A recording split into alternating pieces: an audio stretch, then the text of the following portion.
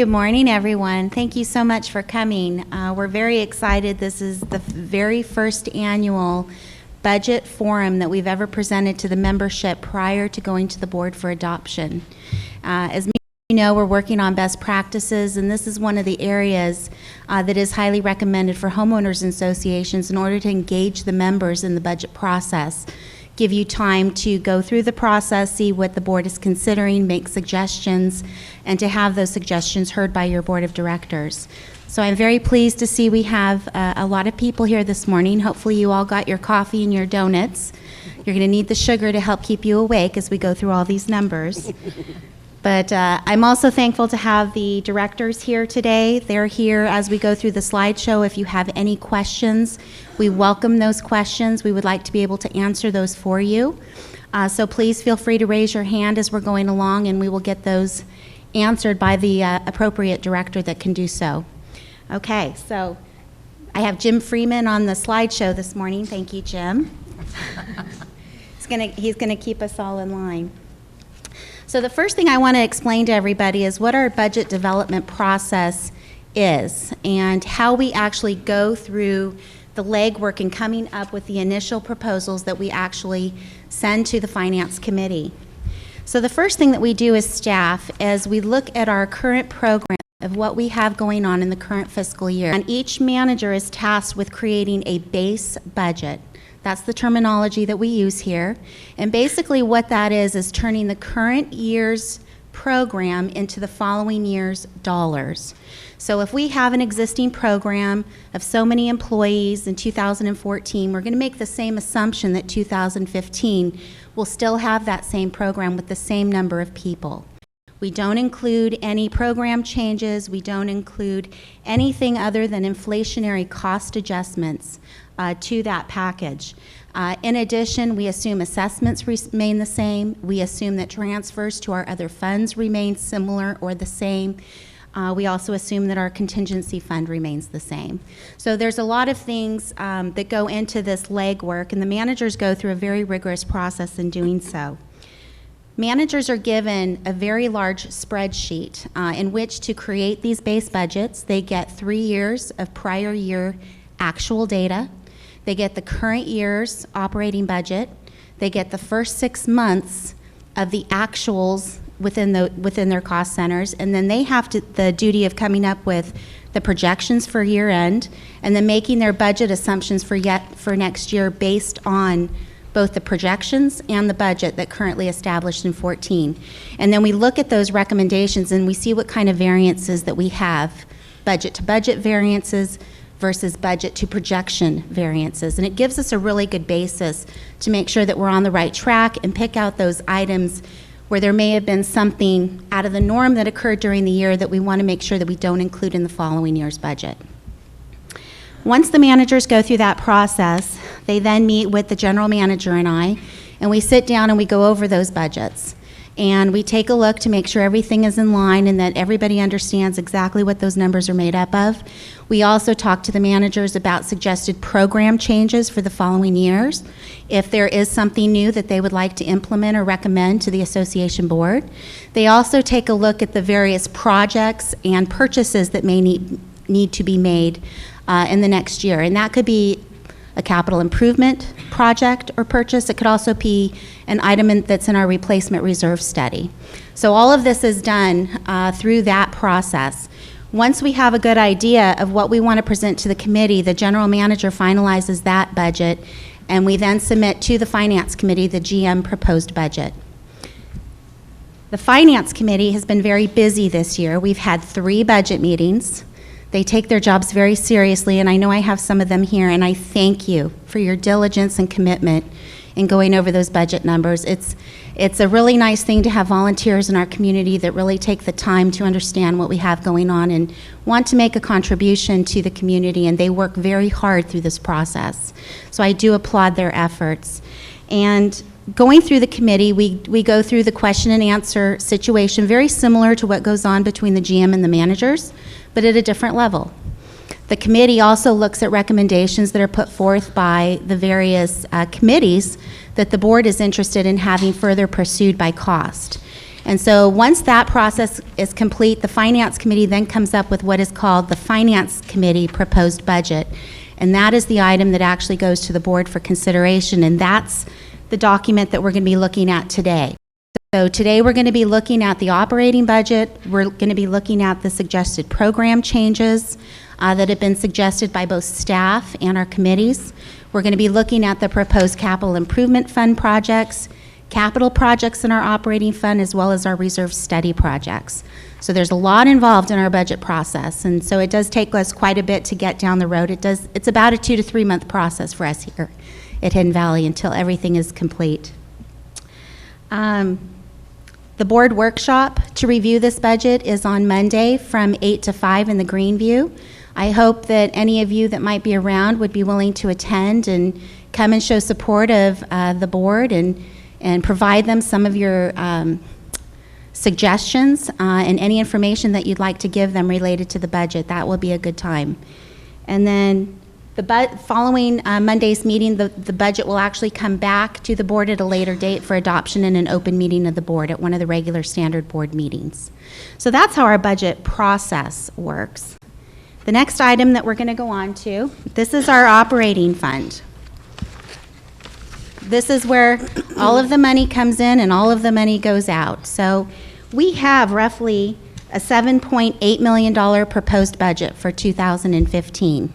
That's what we're looking at overall as an organization. $7.8 million in revenues. What you're looking at is a modified version of the spreadsheet that the managers get. So you can see on the very left-hand side, you have the major cost category. So for example, assessments, our fees for services, general fees and fines, these are all revenue accounts on this slide here. So the next column, you have your 2014 budget, our 2014 projection, and then our 2015 budget. And then I also did give you the variance column so that you can see what the dollar changes are, budget to budget variance, both dollar-wise and percentage-wise, as well as budget to projection and what that variance would be dollar-wise and percentage-wise. If you look at the assessments and collection, you will notice that we have a pretty significant budget variance. 55,000 budget to budget and roughly 69,000 budget to the projection. This is not for assessment increases. Remember, this is still our base budget, so this is assuming that the rates for 2015 are the same as they are in 2014. Staff and the Finance Committee do not make a recommendation to the board on assessment level increases. That's a duty performed by your board of directors. What this changes is collection fees. In our assessments and collections account is where we contain all of our late fees, interest on accounts, notice of intent to lien fees, lien filing fees. Those fees themselves are what are driving that change and that increase. We have over the last few months been seeing a slight trend in the wrong direction related to our assessments, and so we are being diligent budget-wise to make sure that we do not under budget the expectations. The next major item where you see a difference is your admissions and lessons. You've got a 31.7 budget to budget variance and a 19,000 budget to projection variance.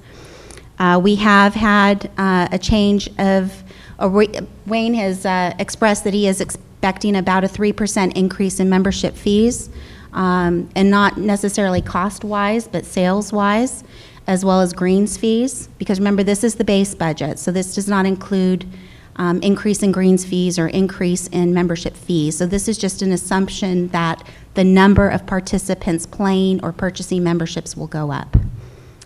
The next major item of category is merchandise sales, where you see another significant variance. Budget to budget, we're down 23,000 this year, but we're projecting 41.8 to budget. And that's basically our food and liquor sales. If you remember, we had a difficult time this year being closed for the mold remediation issues that we had at the Greenview restaurant. And so we did have a loss of sales than what we had expected this year.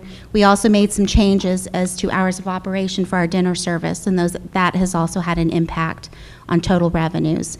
And so this is assuming the same program next year that we have this year. And so as you can see, our net revenues are going up or expecting to go up 48,000 from the 2014 budget. but $127,000 from the expected projection this year. And that's our revenues slide. Are there any questions on revenues before we go on to the next slide? General expenses. Okay, this is where the money is spent. All that money we bring in. I'm going to go straight down to the total personnel line. I did give you a little subtotal on total personnel costs, which is our direct compensation, which is your salaries, your full-time employee wages, your payroll costs, like your workers' compensation, payroll taxes, and then, of course, your employee benefits. So your health insurance programs, pension funds, simple IRA programs, and those kinds of things. You will see that budget to budget, we are down $32,000. But we are expecting to be 117.5 to projection. And the reason that is because we've had a significant decrease, not decrease, that's the wrong word. We've had some unfilled staffing positions throughout this year. And so even though we aren't utilizing them at full cost this year, they remain in our budget because we are expected to either fill those positions by year end or fill those positions sometime in 2015. So as I said, budget to budget, same number of employees, whether those positions are filled or not at this time. The next major variance is under professional services. What's driving our professional services variance is our legal fees. We've had an extraordinary amount of cost in legal fees this year, more than what we had expected. We've had some issues related to the recall election. We also have our union negotiations going on, and so all of those are coming up to be a little bit higher than what we had expected this year. So we are projecting that legal fees will go down a bit next year as things start to settle. And we also expect the union legal fees to pretty much go away next year since the contract is up for renewal November 1st, and that item will be behind us. So that's some of the major variances there in your professional services. Your general expense, the item that's in that category that's driving your variances are the election fees. And of course, that's because we do have an extra $20,000 slated expected for the recall election that we had not anticipated. And so while that is part of our figures for determining our projections this year, we are not including it next year. Hopefully we won't have recalls next year that would have us required to re-include that. So we're not assuming that there are going to be any recall elections next year, that that's a one-time event occurring in 2014. The last item of major change is in other expense. And the main item in other expense driving that change is our contingency fund. Right now in our financial policies, it's recommended that we have anywhere from 2 to 5% set aside for contingency purposes. And that's for things that occur that are unexpected. A good example was that mold remediation issue that we had at the Greenview restaurant. Although we were able to collect some money back in insurance proceeds, we still had to come out of pocket about $16,000 to repair that facility, things that we're not able to recuperate through the insurance company. And so those are the kinds of things that we like to use our contingency fund for. We've been very lucky as a community that we've had very little contingency expenditures over the last 6 years that I've been here. This year we've used a significant amount of that contingency fund, unfortunately. But next year assumes about a $100,000 contingency fund, which is right within that 2% requirement under our financial policies. Are there any questions on general expenses? Yes? Is this where all of our insurance would show up, like liability and Yes. destruction? Any way that displays how many dollars of coverage we have? There's nothing on the slides that has dollars of coverage. I can tell you that our policies, we do cover all of, let me back up. Our insurance policies are quite elaborate, and there's many policies that we purchase as an organization. We have our liability policy. We have a property and damage policy, which covers our buildings, our vehicles. We have flood insurance, we have earthquake insurance, and we have what's called directors and officers insurance. So there's a number of policies that we have to maintain as an organization to protect the community against lawsuits and also to provide coverage in the event of a major disaster or problem that might occur. That policy is expected to cost the association $156,000 in 2015. And insurance is one of the items I'm going to be talking about a little bit more later on, because rising costs in insurance, rising deductibles is something that we are seeing predominantly in the HOA industry, especially in D&O coverage. The D&O carriers are getting very restrictive, and we're seeing that the coverages are going up anywhere between 25 to 55% on an annual basis. And not just those increases, but also the deductibles are doubling. You know, so at one point in time, you might have a $10,000 deductible. This year, we have a $35,000 deductible. It's very possible next year we could be looking at a $50,000 deductible. So a lot of change is going on in the insurance industry. Somebody watches that and makes sure we don't know. Absolutely. You're welcome. Any other questions on expenses? Yes, sir. Changes included in the 2015 budget at this stage. Yes, they are.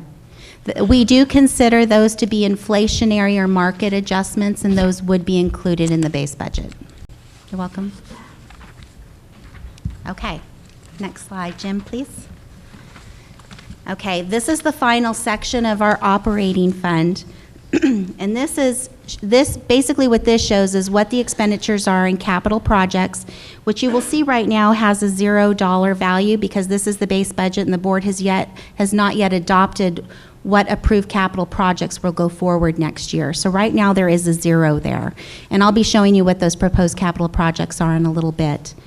This is also the place to show where we make our transfers into our other funds. We do currently have 2 other funds, a capital improvement fund as well as a replacement reserve fund.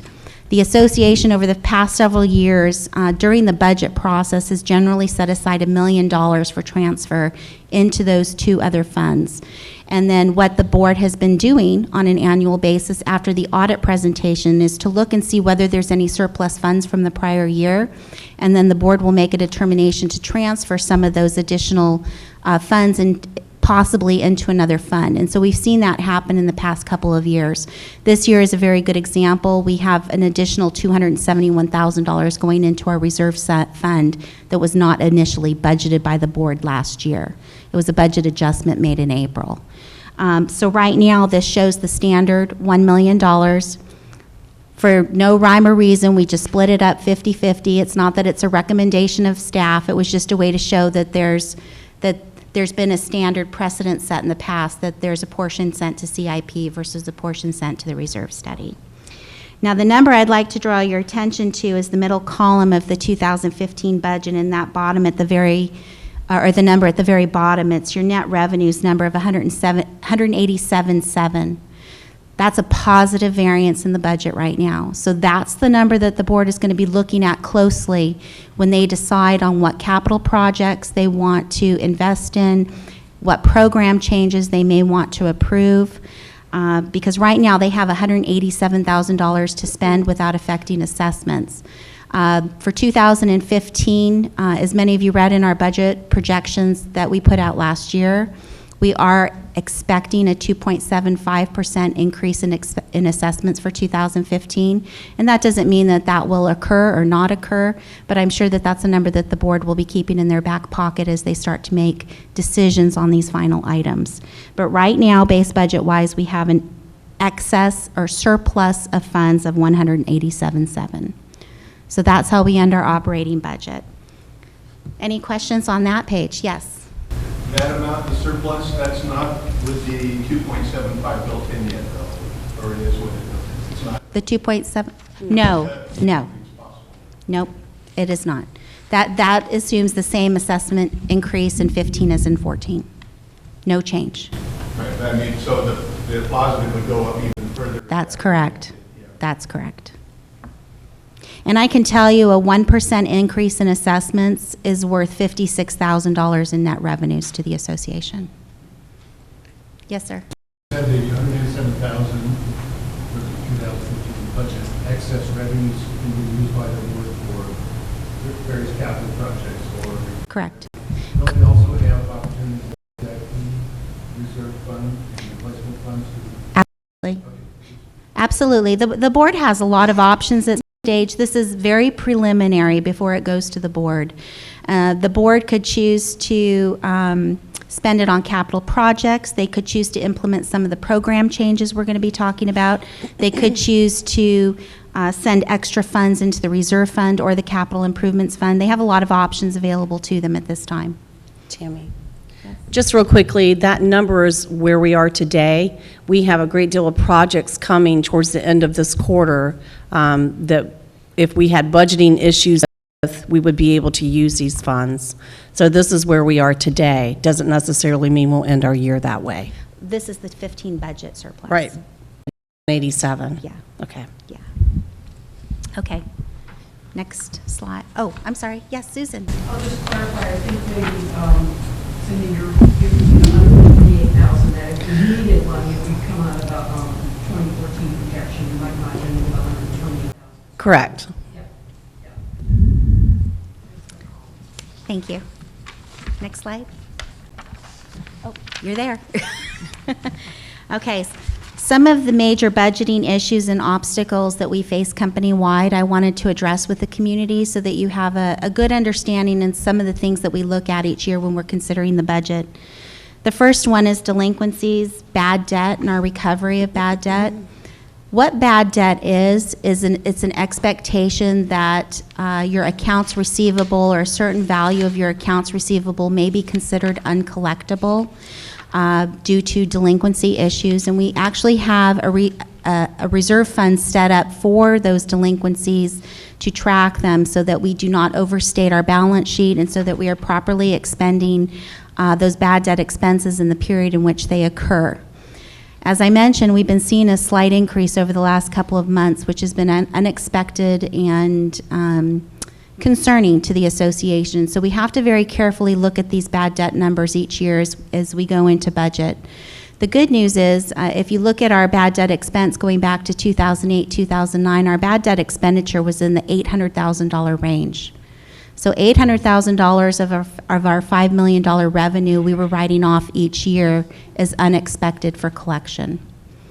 In 2014, that number was $400,000, and we are projecting that it's going to be similar in 2015. It may be slightly variable one way or the other. We've got some new collection practices in place that we're utilizing, specifically small claims court, superior court, and judgment enforcement. And so we're doing what we can at a staff and management level to ensure that we are able to collect every penny that we can absolutely collect. We also have really great programs to work with homeowners on payment plans.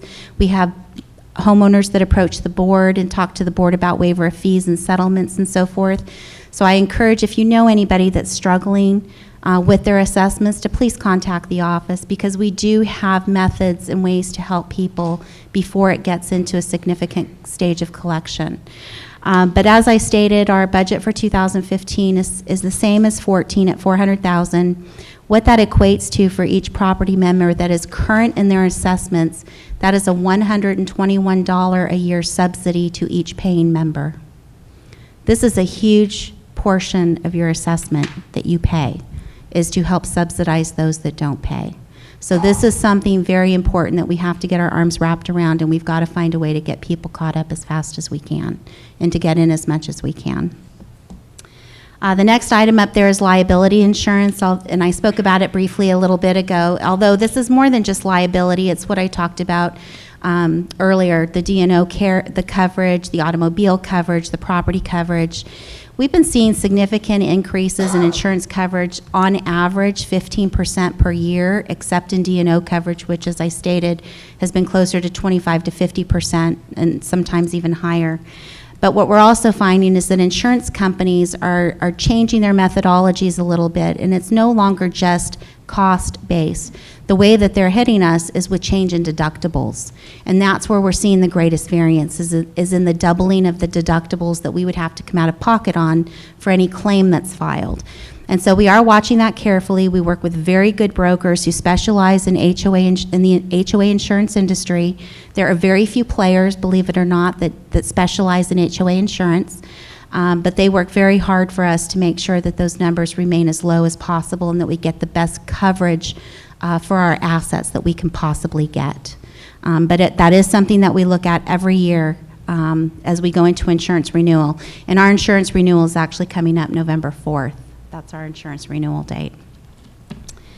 Also, as I mentioned, legal costs have been a significant issue this year, more so than we've had in any year past. We are not expecting this trend to continue in 2015. We are very hopeful that a lot of the issues that we've had to deal with this year will calm slightly. We still do have a significant budget for 2015, but it's not going to be at the expected projection for 2014. And as I also mentioned, our union negotiations should be wrapped up by then, which means that significant amount of legal costs that we spend in that contractual issue will no longer exist, for 15 at least. Compensation and benefits. This is something that Cindy Spears is very passionate about, I can say, is trying to make sure that we have marketable wages for our employees. And we did recently go through a salary wage review process, but we are finding that in our little hub of Lake County over the mountain, we have a very small pool of individuals in which to draw from. And in order to get really good qualified candidates, we need to be able to reach out into other segments, Sonoma County, Napa County, other areas in which to pull from. Director Russ can attest to the fact that, you know, the difficulties he's had filling and keeping people in patrol positions or gate attendant positions because of the wage rates. So this is something that is very dear and near to our hearts, that's something that we're going to have to find a way to combat. We've got to be able to pull in very good qualified employees and make Hidden Valley one of the great places that people want to work. So that's something that we are committed to as a staff, but it is something definitely that we have to look at through the budget process.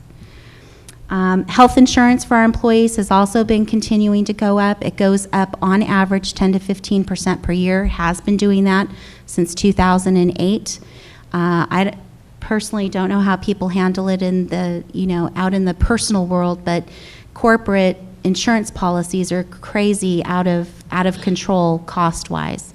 To give you an example, family coverage through our insurance carrier is $2,000 per month per employee. That's a salary for most people. It's not something that's very attainable by our staff.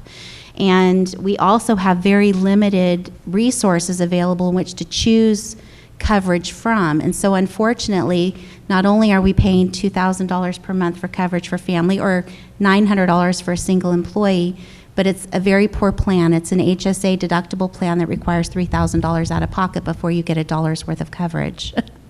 So this is also something that Cindy is very passionate about, trying to find a different venue and a different way to provide insurance to our employees. And I know she's working very hard with Julie Veneta on this issue. Julie's been doing some research.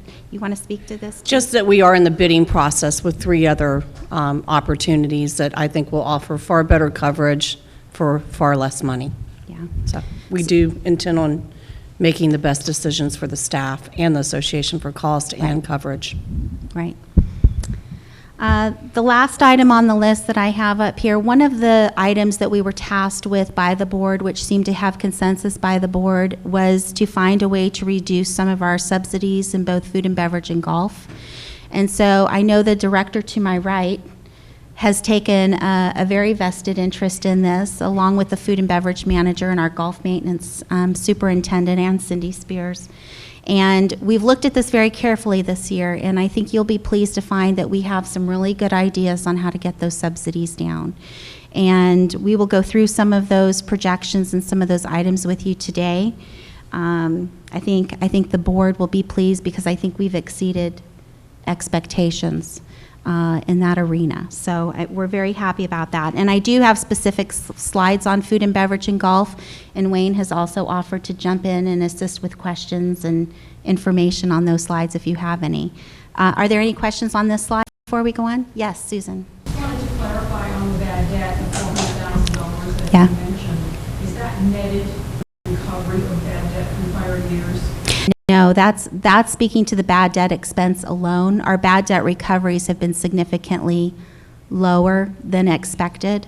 We are projecting a little bit higher recovery of bad debt next year. As I mentioned, we're working on those civil recovery programs, and we're hoping that the judgment enforcement is actually going to show a positive return to the association, in which we'll be able to collect some of those monies that have been written off in previous years. So if you were to net them together, do you think it would be like $300,000, or do you have a feel for that? a very good estimate. Correct. Yes, Mike? I was going to ask a related question about the percentage of recovery. Would you say that it's around 75%? Oh, no. Yeah, no. I think our recoveries, we're estimating right now that our recoveries, based on what we're currently seeing, are closer to the probably 30% range. I wish it was 75%, Mike. Any other questions? Yes, sir. I don't know what the term D&O insurance. D&O insurance is our directors and officers insurance. It's the insurance that covers our board of directors, our committees, and our employees. Any other questions? Okay. Next slide. Okay. We're going to talk about golf. One of the very promised slides. Okay, so our recommendation, the request of the board was to try to reduce the golf subsidy by $100,000. And so we have some ideas on how we might be able to make some of this work. And as I mentioned, Wayne Clark has been instrumental in helping us come to some of these ideas. We are making some changes to our revenues and fee structures. We will be talking about that as we start to talk about program changes, because we do have the estimated fee changes included dollar-wise. But one of the main changes that Wayne is proposing is right now our golf memberships, whether it be a single membership or a family membership, include a golf trail fee sticker. So rather than raise the rates on the golf membership, we've decided to separate those so that you pay a golf fee for membership separate from the trail fee, which is about a 6.7% increase in revenues for golf memberships. And that's just fee-based. That's not number of memberships. So that's one of the items that we're doing. The other thing we need to look at is the fact that right now our golf maintenance employees are maintaining 50 common acres that are adjacent to the golf course. It's not golf course property, but yet it's being charged to our golf course. This is something that has been rather detrimental to our golf budget, and I think it's given a poor impression to the community of the actual cost and subsidy of our golf course. So that's something that we need to look at, and we need to find a better way to cost out. But right now, we estimate that between water, fertilizer, labor, chemical spraying, all of the things that go into maintaining that property, that it's probably overstated our golf expenditure budget by about $100,000. That one item alone. That's a significant difference. And so that's something that we need to look at from an accounting perspective, and whether or not those items actually belong in the golf budget, because I think that it's been an unfair cost and definitely given the wrong impression to the membership on the actual cost of subsidy. The next item is utility cost and water conservation. We have a new golf course superintendent who started with us he's been with us for over a year, but he started as our superintendent in May. And he's done a phenomenal job, even before the state came out with their water changes that they had proposed to individuals and communities. And he's able to find a way to reduce the use of water on our golf course. We pay an exceptional amount of money to water our golf course. It ranges anywhere from $100,000 to $120,000 per year, which is significantly higher than some of our competitive golf courses in the nation and in the industry. And so one of the things that Dave Chandler has been able to do is drop that by about 20%. And so with his efforts, and now in line with county conservation requirements, we are going to see a significant decrease in the actual cost of water on the course. So that is also going to help our budget to the tune of $20,000 in 2015. The next item affecting our golf course, of course, is our union negotiations. We are under negotiation right now. The current union contract does expire November 1st. This is one of the most expensive items in our golf budget. I Wayne had done some research and some analysis with other courses, but we pay our employees on the golf course approximately 30% more than the other average golf course because of the union package. And this is not a yay or nay against the union whatsoever, so I don't want it to come across that way. We're very pro our employees that work on that golf course. We just don't know what's going to happen with union negotiations at this point because they are up November 1st. So we just have to be very careful going into budgets to make sure that we try to keep things more in line and that we try to take care of the members of the association when it comes to the actual cost of maintaining the actual golf course. The other item that we're looking at, we're still deeply looking at, is the possibility of leasing equipment versus buying equipment. We spend a lot of money each year on golf course equipment, tractors, mowers, vehicles and so forth, in which to maintain our course. And those pieces of equipment are very expensive. The majority of those pieces are located in our reserve study, so they are paid with reserve fund cash. The benefit of going to a leasing program is the fact that it becomes an operating expense to utilize that equipment. You have better opportunities for ongoing maintenance support, and you also have the ability to replace those tractors or vehicles or whatever the case might be in and out if something does happen to them under their warranty. And so we're looking to see if there actually might be a cost savings related to the leasing of that equipment. That is another area that we spend a lot of money is the mechanical costs of maintaining the equipment with our fleet maintenance crew. Right now, the golf course, the maintenance of the golf course receives a $101,000 allocation from our fleet maintenance budget just to maintain its fleet of equipment. It's a lot of money, especially when you look into leasing equipment that's in the $60,000 to $70,000 range. So we need to look at that a little bit more closely to see if there might be any cost savings. We're not convinced at this point that there's a significant amount because we still need to utilize those fleet mechanics for regular oil changes, maintenance, sharpening of blades, that kind of thing. But definitely another item that we're looking at for some cost savings. Are there any questions on? Yes, Inga?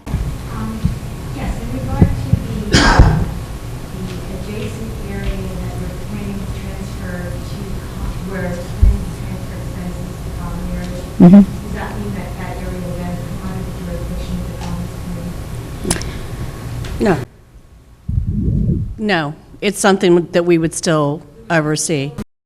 Yeah. The Commons area for the maintenance, but it would stay under the jurisdiction of the golf? It was management, the admin office would take care of the common areas.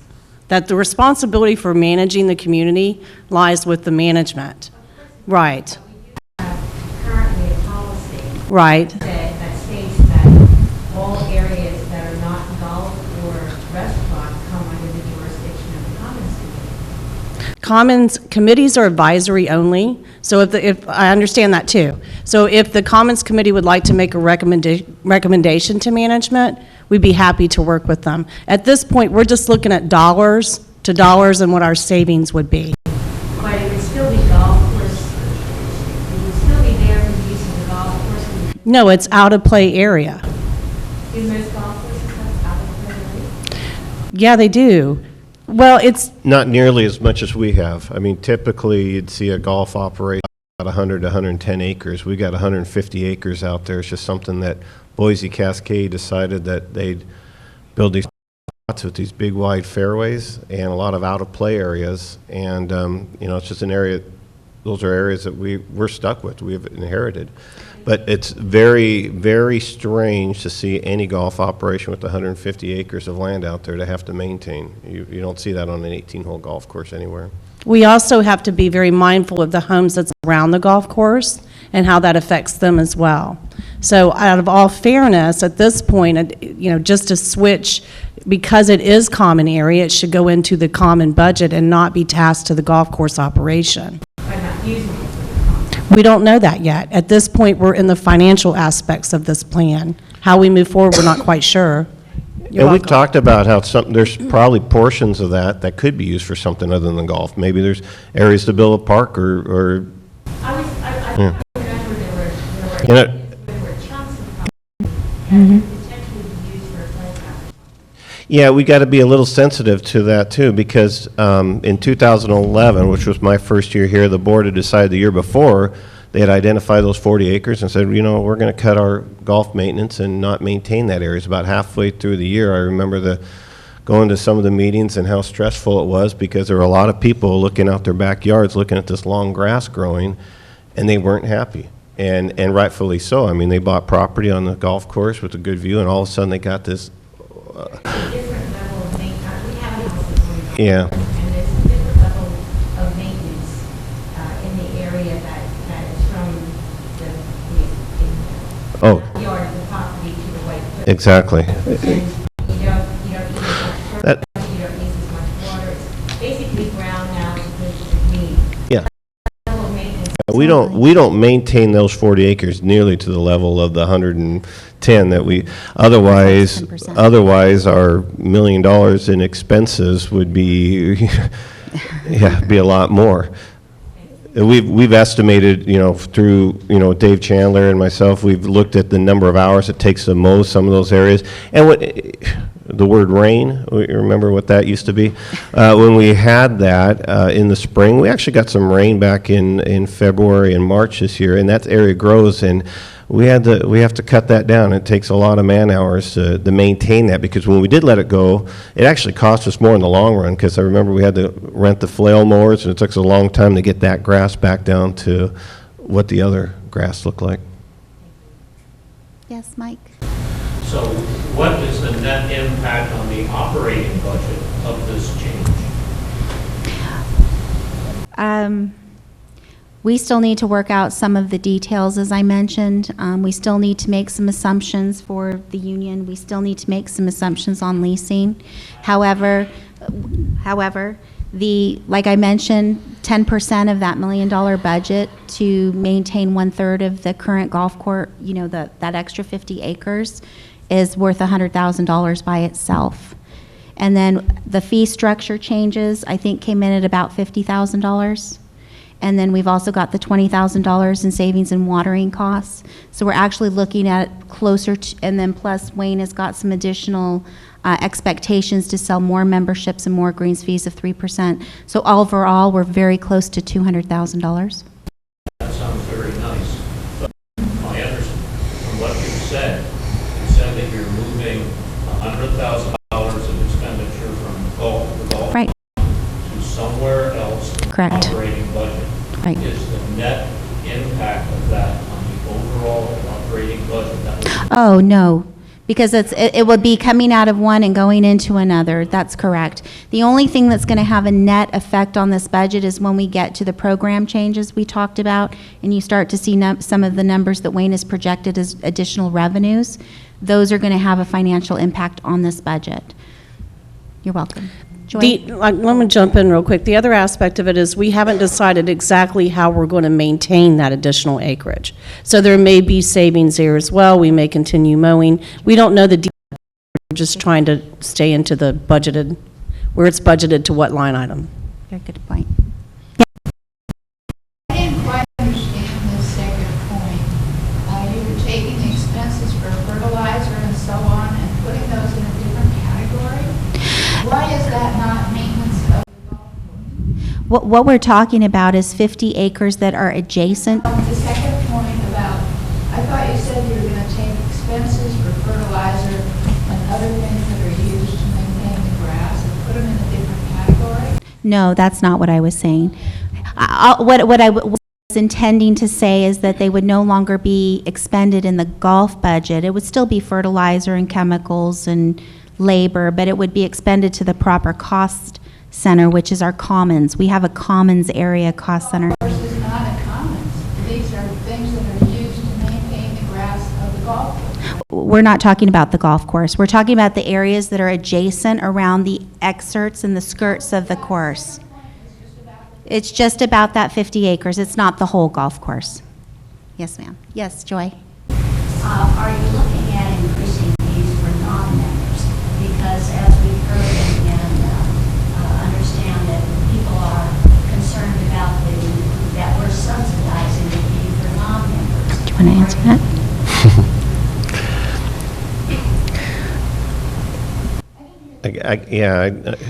Joy's question was, have we considered increasing the fees for use of the golf courses to non-members?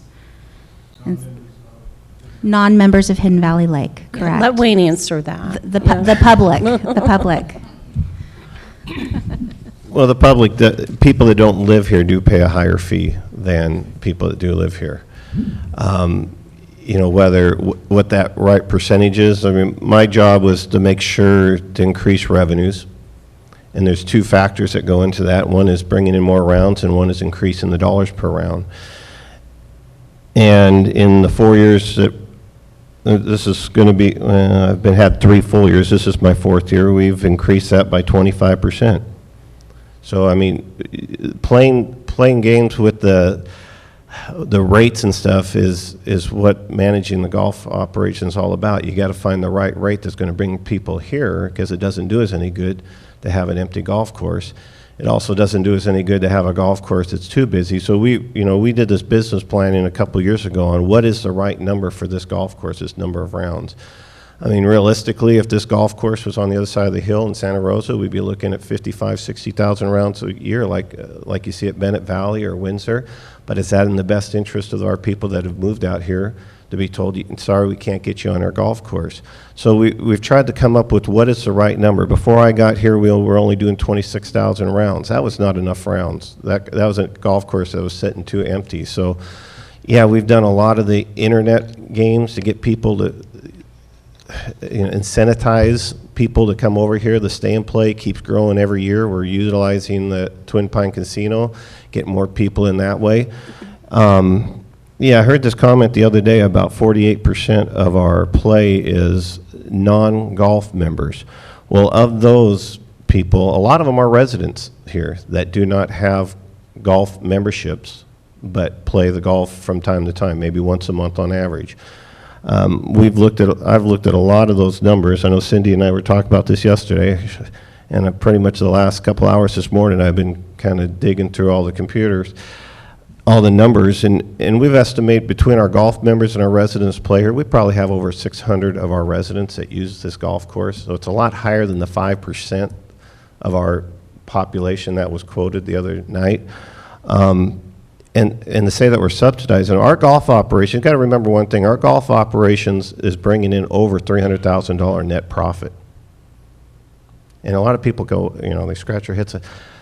What makes it look like a subsidy, a loss, is because of the maintenance of that golf course. That's the land we're going to have to maintain whether it was golf course or not. If that golf course went away, that's a lot of land out there that would have to be maintained in one shape, form, or other, but without the $300,000 net profit that we bring in from golf. And so, I hear that argument about subsidizing people that don't live here to play. I know Lake Wildwood, Lake of the Pines, the other places, when they were looking at those, do not allow outside plays. And they have a lot of different programs, and they have a lot more golf members than we do because their demographics are a lot different than ours. But, that's my job, is to get more of these people from out of the area to play here, because the more of them that play here, the less this golf course is going to get subsidized. And it also feeds food and beverage with the outside play. Mm-hmm. And hopefully it's going to bring more residents here. Our stay and play program alone has brought 3 new residents to this community that didn't know anything about Hidden Valley Lake, came up here because of the work that Jim's done with some advertising and getting them here and show them what this place is all about and fall in love with it, like everybody in this room has.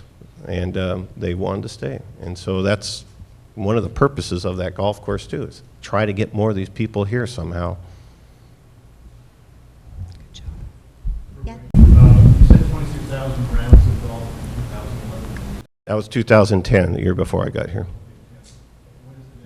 Last year we did 34,500. We're going to be real close to that this year, maybe a little short of that. Last year was kind of an anomaly. It was well above what our expectations were because of the fact that it didn't rain. And we had a couple of months, March, for example, and December, that were, you couldn't have asked for better weather for golf, and I don't think we'll ever match again. This year we did, it's hard to believe it right now, but middle of February through March, we did get a lot of rain this year at the beginning, and then it kind of quit again. And so, but we're still going to end up real close to what we did last year as far as number of rounds. So That's been a significant increase. The revenues, like I said, were $660,000 back in 2010 before I got here. Last year we did over $810,000.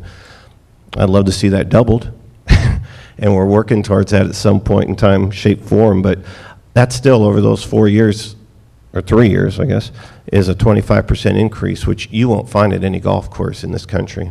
I mean, that's significant to see that kind of increase during these economic times when, right now, what I was reading the other day, one golf course is shutting down every 48 hours. Yes, Bob?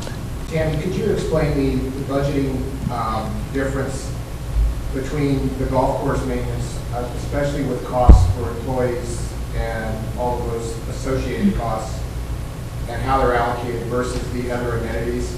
Sure. So that the misconception of how much more the golf course is subsidized than the other amenities could be. Yeah. No, I'd be happy to.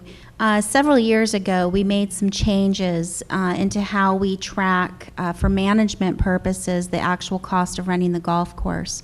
And so all of the golf course employees, all of their equipment, all of their utility costs, anything that goes into the golf course maintenance, plus unfortunately that other 50 acres, is all costed to the golf course. The rest of our facilities are managed in a different manner relative to janitorial service and repairs and such, and that's done through what's called our general maintenance budget with our general maintenance employees. There's an equivalent number of general maintenance employees as there are golf maintenance employees. Right now, only a portion of those general maintenance expenditures are allocated to the individual amenities and areas in which they work. It's not a 100% allocation. And so what Bob is referring to is when I put out my budget magazine each year, and I talk about what the cost is per line for general and administration, for golf, for amenities, for food and beverage, etc. The very last column is a general maintenance column, and it's roughly $560,000 that is not allocated to the amenities in which they provide services.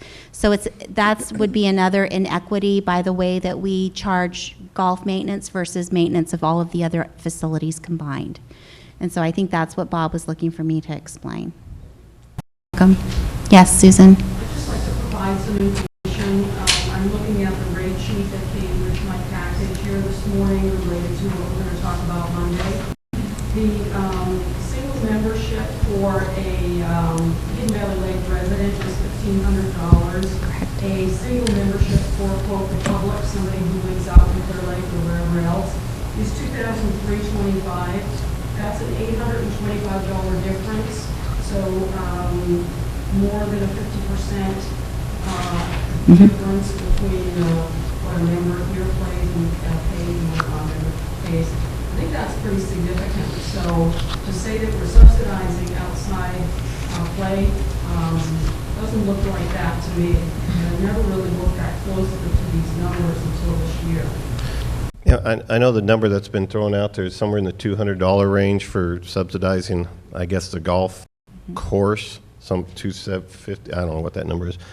So in fairness, that's what the difference should be, but it's not. And you know, would it help us sell more golf memberships to people living outside of our gates and supporting this? Possibly. But then, you know, if I went backwards with those rates, I'd hear about it. Yes, Joy. Okay, maybe this is a stupid question, but I'll just give you a stupid answer. this is to Tammy. Why don't you allocate maintenance costs to the other cost centers like the lake and et cetera? You know, we set it up that way a while ago. We've always battled between whether or not to allocate any of the general maintenance costs or all of the general maintenance costs. And so at a period about 5 years ago, we decided that we would only do an allocation of the portion of that amount, things that we could directly attribute, not their overhead expenditures, for example, their building costs, like their utilities, their purchasing, their vacations, and all of that. So we don't allocate any of those to the other facilities in which they maintain. It's just a management decision that was made 5 years ago. Really no rhyme or reason, but it is a difference from the way that we do cost the general maintenance, because that is fully loaded with all of their utility costs and so forth. Tammy, real quick, I'd just like to jump in and say there's two different, we're talking common area, which is common area, and then you have limited common area. And the golf course would be considered limited common area. So that's why you would budget them separately, typically. Yes, Rose? Well, I actually have two questions. The first one would be, if it's not already done, would it be possible when you're doing non-member rounds to distinguish between people who live here and people who don't live here, or would that be a difficult number? It's not, I mean, we have a pretty good assumption of what that is because we have everybody's name in our database and what their address is, so we have a pretty good understanding of how many of those players, and plus so the fee structures that we charge them, we have a really good number on that. I mean, I can tell you daily, weekly, monthly, yearly, exactly how many of our daily fees were paid as a resident or as a non-resident. That gets a little skewed sometimes because, like, if a golf member brings out guests to play with them, we'll extend a resident rate as a guest fee for them and help them out a little bit. So, just off the top of your head, do you have an idea what percentage of the non-membership rounds are? Yes. In fact, that's what I've been doing all morning. It's not even off the top of my head. It's on the bottom of my sheet here. Then after our discussion yesterday, we're going to change with the software that Wayne's using, that you actually have a key on the POS that says member round, resident member round, and if it's a guest of a resident, and then non-member. So 2015, we will have very clear numbers, right? 42%. 42% of our non-golf member rounds are actual residents of this community. That's a good number. Definitely significant. The next question I had, within an HOA, is it a standard accounting practice to take the general maintenance only for the golf course attributed and the rest of it is not? The reason I ask, I used to, back 1,000 years ago, I did cost accounting for profit. And just the idea of not applying that drives me crazy, because it seems to me like it really skews things and creates a lot of controversy. That's why it's typically two categories, being common area, which is accessible to all homeowners, and limited common area, meaning most are charging a fee for that common area. So that, okay. So that is typical. Within the common area, Uh-huh, opposed to the limited common area, sure. why aren't these costs allocated? Is that a standard practice not to allocate? It creates a great deal of accounting, to be honest with you. It's not that we can't do it, and I think in this environment we should do it in 2015, that we actually look and say, what are we spending at the lake? What are we spending at the park? So moving forward, it's something that we will address in 2015.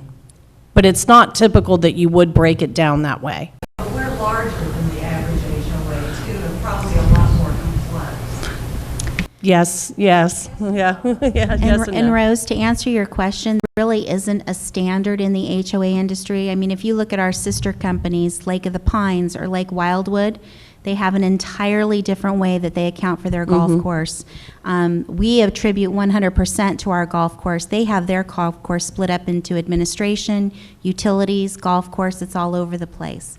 So that's part of the difficulties when people try to compare, you know, a zero-base HOA who's trying to have a zero subsidy for the golf course with ours, because it really truly is not zero unless you actually know exactly what they're accounting for and where.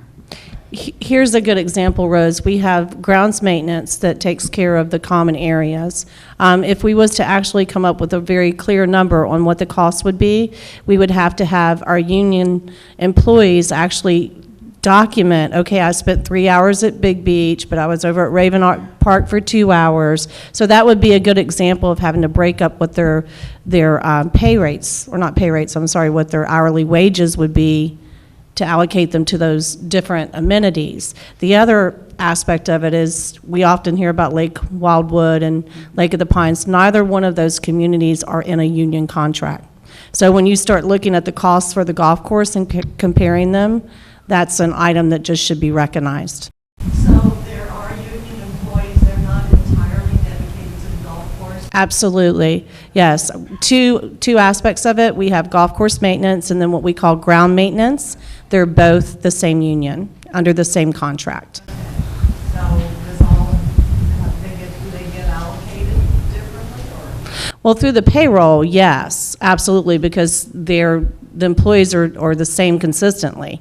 So they're coded to either golf course or they're coded to grounds maintenance. Susan? Yeah, so back to the issue of allocating the general maintenance budget to various amenities. It is an accounting difficulty because you have to come up with a policy that everybody is happy with. Do we base it on the number of hours that we think people spend there? Do we have them keep track of the time card to that level of detail, like Cindy just mentioned? Do we base it on the number of the amount of acreage that there is? Do we base it on the number of people who use the amenities? So you have to come up with a methodology in order to allocate that. So if you take that $500,000 expense, pretty much what it is for the year, how do you determine where that goes? And I think maybe, Tammy, what you were talking about a couple of years ago when you addressed this, you say, how do we possibly allocate it fairly? So Right. we just leave it at general maintenance. Work orders and using the correct software so that as things are being completed, they're actually entering into the software and generating a work order, and then you come back and close that, and then you can run your numbers and see where the work is being done and completed. That would be helpful. 2015. Yes, go ahead. I'm just curious about if we go to lease equipment versus own, how that would affect the level of staffing, or it's not going to reduce the level of staffing if the existing staff can be redeployed to other more efficient tasks. That is one of the items that we're looking at. Ideally, we would like to reallocate those resources to an area that needs more resources. For example, maybe our grounds maintenance. As many of you know, we have some deferred maintenance in our facilities, and we would love to be able to be fully staffed and take care of some of those items. So perhaps a reallocation of labor sources. And let me say, Sir. one of the big things with the leasing versus purchasing equation here is not so much what it's going to do to our budget next year. It's more of a long term. What's it going to do over 5 or 10 years? Because, for example, right now our golf cart fleet is 8 or 9 years old and probably is taking a lot more money out of our budget to repair those carts. And the same thing with Dave's maintenance equipment, where you may not see those savings with the lease in year 1 or 2, but you certainly would see them down year 7 or 8 or whatever the life that we're trying to get out of those vehicles is. Another challenge that we have, frankly, and without, again, as Tammy said earlier, we have great respect for our union employees, is one feeds into the other in the aspect of, can we go out and lease our golf course maintenance equipment and be a union contract at the same time? So it kind of ties our hands, and working through our negotiations and getting the bids, I would think that we would have a better picture view of things in 2015 going into the 2016 because of our union negotiations at this time. Yes. Just wanted to clarify, I thought you said that we have a similar number of maintenance associates on the golf course as we do for the rest of the community. That's correct. There's 15 total union employees, not seasonal, correct, Wayne? That's correct. And Yep. well, we have 7 on the golf course. 7 are appointed to the golf course. I think 8. That would be half. So it's 7, 8. And then we have our seasonals, which are not, they're 48.6. non-union. But the union contract controls the amount of seasonal labor and when we can use them. Okay. I think we're done with golf. Yeah. Oh. Next slide is the restaurant. The restroom? Oh. Restaurant. Okay. The next item that we have to talk about on the agenda is our food and beverage operations. And if you notice, I titled it Continued Goals to Reduce the Subsidy. Many of you that have been around here for several years will know that when Wayne Clark came on board in 2011, our food and beverage subsidy was $275,000 per year. This year, we are budgeting for 2015 a subsidy of $48,000. So we have been making significant strides. Wayne McMurray. Wayne's World. It hasn't been easy. It's been a lot of work. Obviously, that restaurant, I hesitate to call it restaurant. We call it food and beverage operation. It is a cafe, and it's been under a lot of fire, a lot of challenges, and Wayne McMurray deserves a lot of credit. He's the one that's there every day living it, and the job that he's done with his crew and the limitations we have out there. I mean, we can talk about the building here if we wanted to. It's for the next 3 hours, but he's done a great job with that, and we continue to look for new ways to just limit what that subsidy is. And the thing I always try to remind people is that restaurant, I've heard this term a lot, failed business. It's not a business, it's an amenity. It's an amenity listed in our CC&Rs, and we're limiting the subsidy to that. And it's a very important amenity that many, many people in this association use in one shape, form, or another. And it's a lot of different uses out of that building. It's not a golfer's cafe. It's being used by many more people. Excuse you, Jerry. Bless you. So Wayne's done a great job and the crew down there, and it's the best burger and best breakfast in town, so come down and support. And the pasta night we had the other night was unbelievable. We got Mexican south of the border. That's my ad for the day. I'd like to jump in if I could. Wayne, Connie, and myself will be meeting later in the week, and our goal is to theme at least once a month a function in food and beverage. And when you tie activities with food and beverage, you have functions that support fun events for the community. I said toga party. They both looked at me like I was nuts. But those type of items, and we will have those budgeted for the year of 2015 and follow through with really good communications with the homeowners for support. But that's going to bring back that community feeling when you have homeowners that are having good time together, good meals together. So we're actually going to look at each and every item throughout the year, as well as a resident Christmas party, make sure we have a New Year's Eve function that's well planned. So I look forward to the events that we're going to have in 2015. And I have confidence in Wayne McMurray that he's going to be successful.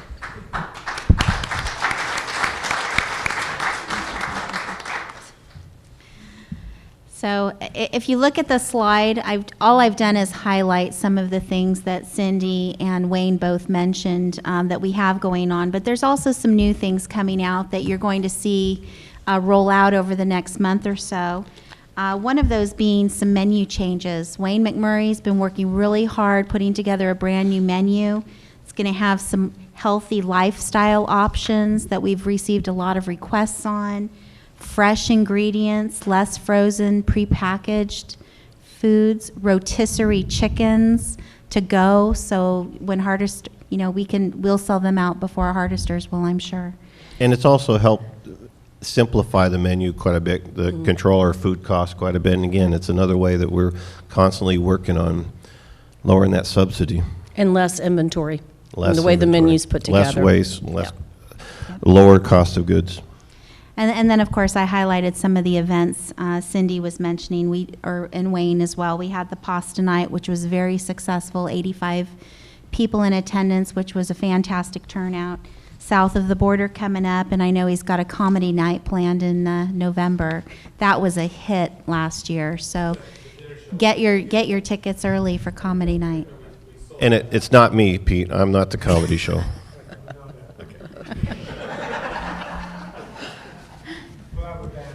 That'd be Chippendale's night. No. Different.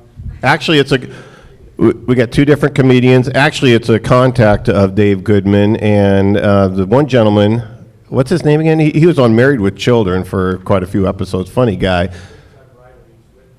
Yeah, I've YouTubed him, and it seemed appropriate material. That's always a fear when you get a mixed crowd up here. But he's There'll be two comedians with a dinner. We have a date, right? November. Friday, November 14th. That sounds about right, yeah. Somewhere in the middle of November, we'll have a lot of information, hopefully in the October views and November views. We're working that out right now. It'll probably be out next week. It was reasonable. Yes. Last one was we did. 45. Dinner mystery, you're gonna meet. Oh, yeah. And I think Connie's planning a joint venture with Wayne, hopefully, maybe towards the end of the year to do the murder mystery again and bring it back. Yes, I have some really good ideas on that. Sandy? I have a comment, suggestion, question, involved on the revenues and fee structure changes. I don't know what your exact plans are, but I used to go to all board meetings, and they used to hash back and forth with people about how much the drinks cost. And they would say, well, if no rules are clearly codes, it's only $4 there to go. They don't have the view, they don't have the food to go with, they don't have the atmosphere we have. And I have to tell you, I went to the bar about a month ago and had a chilled glass of Mondavi Chardonnay served very promptly with courtesy by the bartender for $4. And I'm sorry, that's not enough. I went to Twin Pines a week later and had Guanac Chardonnay. I like it a little better, but it's the same quality. It was $7. And I went to Sicily's for dinner, and their Chardonnay is $8. Now, I know we don't want to go $8. We got to be reasonable, but I think $5 is for sure. We are looking at raising or adjusting, I guess would be the better word, adjusting our pricing in the bar and with the new menu that's coming out, as well as better inventory control. And Wayne is going to have to implement a program that helps us with our pours, where you actually have the pre-poured measured items. Right. Yeah, we do measure those. And yeah. Yeah, I understand what it is, but And every time Wayne goes another quarter up, he has Oh, to okay. hide for about a month. all right. So, but we got to put them in place. But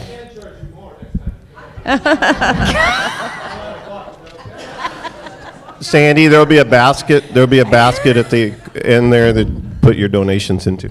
And also, I have to say, this goes on both sides, golfers and non-golfers. We need to be more courteous to each other. I sat there for nearly 30 minutes just to get away from all the screaming grandkids, and nobody spoke to me because I wasn't in their circle of friends. we all need to be neighbors. Yeah. Both sides. Agreed. Absolutely. Are there any other questions on food and beverage? Yes, Inga? One thing that I've heard, and I assume it's true because I heard it really religiously, that I know there's a rule about not taking personal alcoholic beverages on to the golf course, and that if you plan to drink on the golf course, you should be purchasing it from the green field. I also know that we have marshals who are there to enforce the rules. Can you tell me about that?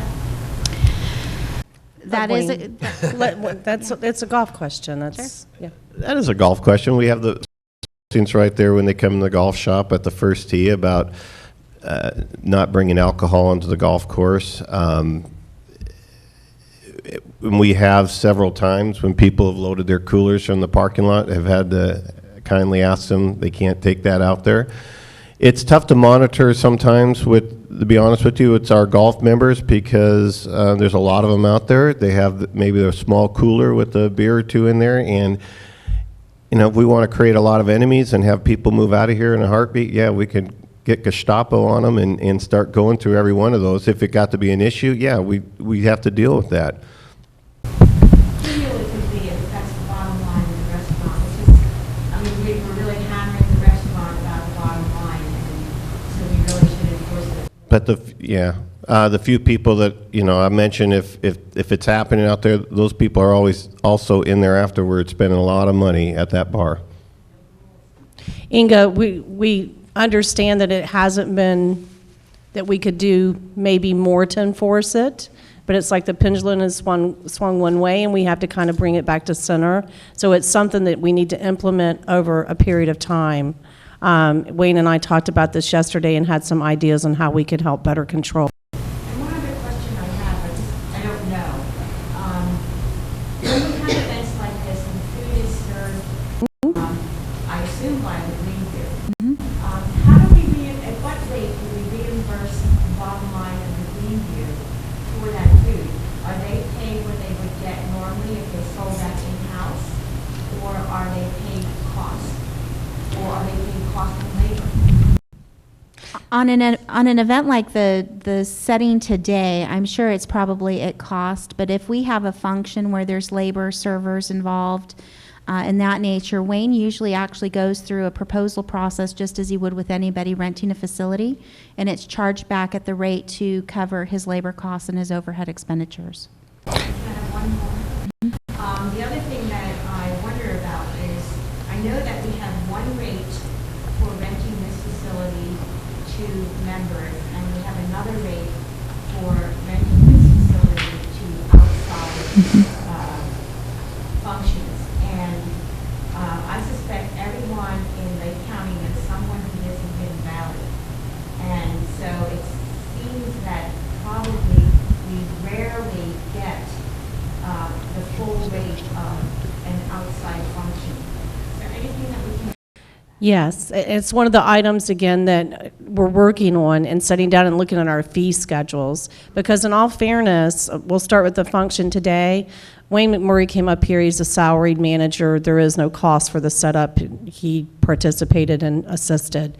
But we should have a very clear setup fee schedule and break it down. We know if you do 80 people and you're going to have ever how many 8 tops, this is what it costs. If it's theater style as we have, this is the labor dollars. So Wayne and I will be working together to actually look at what the cost is. Now, I can understand, and we really want to bring value to our membership, to say that if you're a member of the association, that's not a tenant, that's a member, meaning an owner of the association, and the membership of this association, then we're not going to charge for the room, but we do have to charge for the setup. So if you come in and just say there's a group of us, we're just having coffee, there's no setup involved.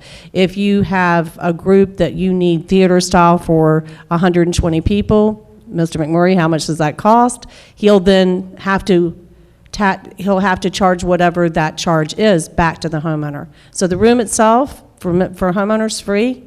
Set up, we have to charge for, and we want to define what we consider member, so that we get back some of our labor cost. You're welcome. Any further questions? Yes, Rose? Are the pasta night, et cetera, are those open to the general public or are they for membership only? General, yes. Maybe we need to think about some sort of signage for Highway 29 when we have coming up. I mean, I've lived here for years and I didn't realize the concert on the green was open to the general public until a few weeks ago. That's a great idea. We agree. Very good. Okay, moving on to our next slide. Now we're going to be going into some of the proposed program changes. These program changes either came to the board via committee recommendations at our joint board committee budget workshop we had earlier this year, or they were program changes submitted by the department manager who heads that specific area. So on this first set of proposed program changes, we have the items before you that security is asking for consideration on. So these are items either from safety and security or from Director Russ, who's here to my left. I'm going to go over the items with you so you know some of the items the board is looking at, and of course Russ can answer any questions that you may have on any specific item. So the very first item that we have is our seasonal lake patrol, and this actually came to us through our lake committee. As many of you know, we're very concerned about the quagga mussel issue. We're very concerned about safety issues. We're very concerned about the beaches and what's happening in that area of our community. And so the lake committee has requested that security patrol those areas. more diligently during the summer peak season for lake usage. And so the cost of that program for the labor to do so is $9,790 additional to the budget.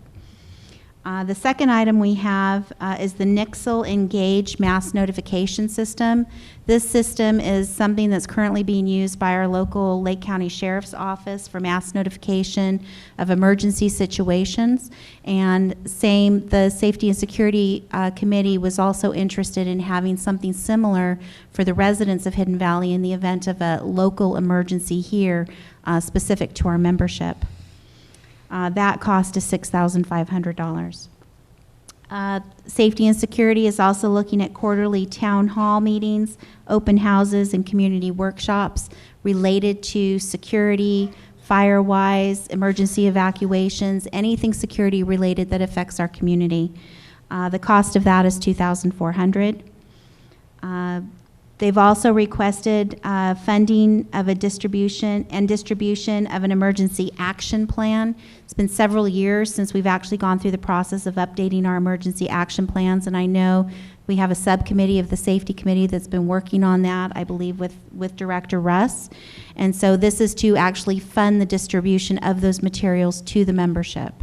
That cost $5,785. And if I remember correctly, I think it's magnets for refrigerators and information for glove boxes for cars. I mean, there's a wide range of things that go into that $5,700.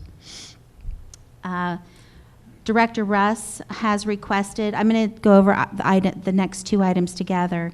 As I mentioned earlier, one of the areas we've been having difficulty is marketable wages for our employees. And security has been hit hardest out of all of our departments over this past year. And although he is really good to budget in his department, it's because simply he's unable to fill positions and find people to actually stay in those positions, which is not a good thing for our community. We need to have security available to do the patrols. And so Russ has put together a request to increase the starting pay for his patrol officers as well as his gate attendants, which is a net budget change of $49,000 to the budget. And those are from Director Russ.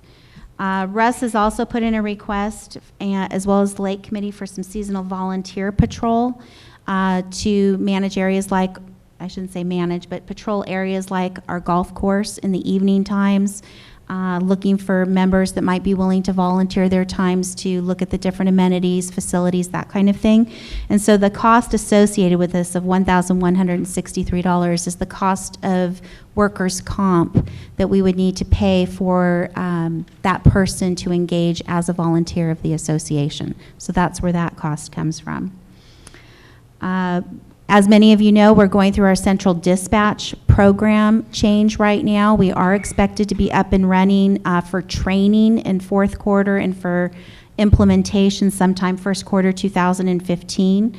Our new camera systems are very complex, come with a lot of parts, and require a significant amount of maintenance to make sure that they're properly working.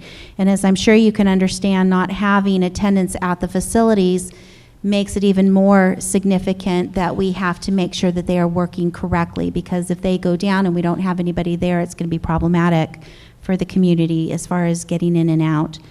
So we are proposing, or Russ is proposing, a preventative maintenance for those 23 cameras of $16,000, as well as the next item, which is emergency technical support for those gates at $8,500. And basically what that means is if something happened and a gate goes down, we can place a phone call, they can try to fix it remotely, and if they can't fix it remotely, they will be here within a certain amount of hours to fix it. So we will not have significant downtime if there is a problem at one of the gates. The next item is an item that our general manager has put on the agenda. This is due to feedback that we've been getting from community members that are interested and have shown interest in having a sheriff available to the community more hours than what we are currently getting. As many of you know, the Sheriff's Department has limited resources, and Lake County is a very large area in which to cover. And so very commonly, a sheriff handling a call at the north end of the lake could take an hour, sometimes more, to get to a call here in Hidden Valley. That's a concern to many of our members. And so what we've put in here for the budget is 1,000 hours a year on call for a deputy sheriff to come here to the facility, maybe to patrol or to help us out on holiday weekends or during peak times of when we're having issues with vandalism and those things. And so that's in here for $50,000. Going to our central dispatch project, Russ has asked that we add a contingency fund for labor costs. This is a brand new program. We have an idea about how many labor hours it's actually going to take to run this program. But with a new program always comes some difficulties and uncertainties. And so this will allow us to have some additional funds in the budget should we need to have an additional person on staff. We're thinking that the times that might be a little bit more difficult might be, say, on the weekends or on a holiday. And so he's asked for a contingency to be added to his budget to cover some of those additional hours.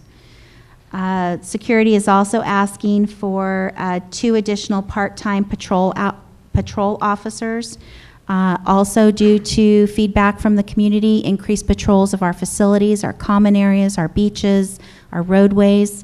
We're getting a lot of feedback from the members that they are not seeing enough of security's presence, and this is Director Russ's way of trying to get that face time with the community that you're asking for.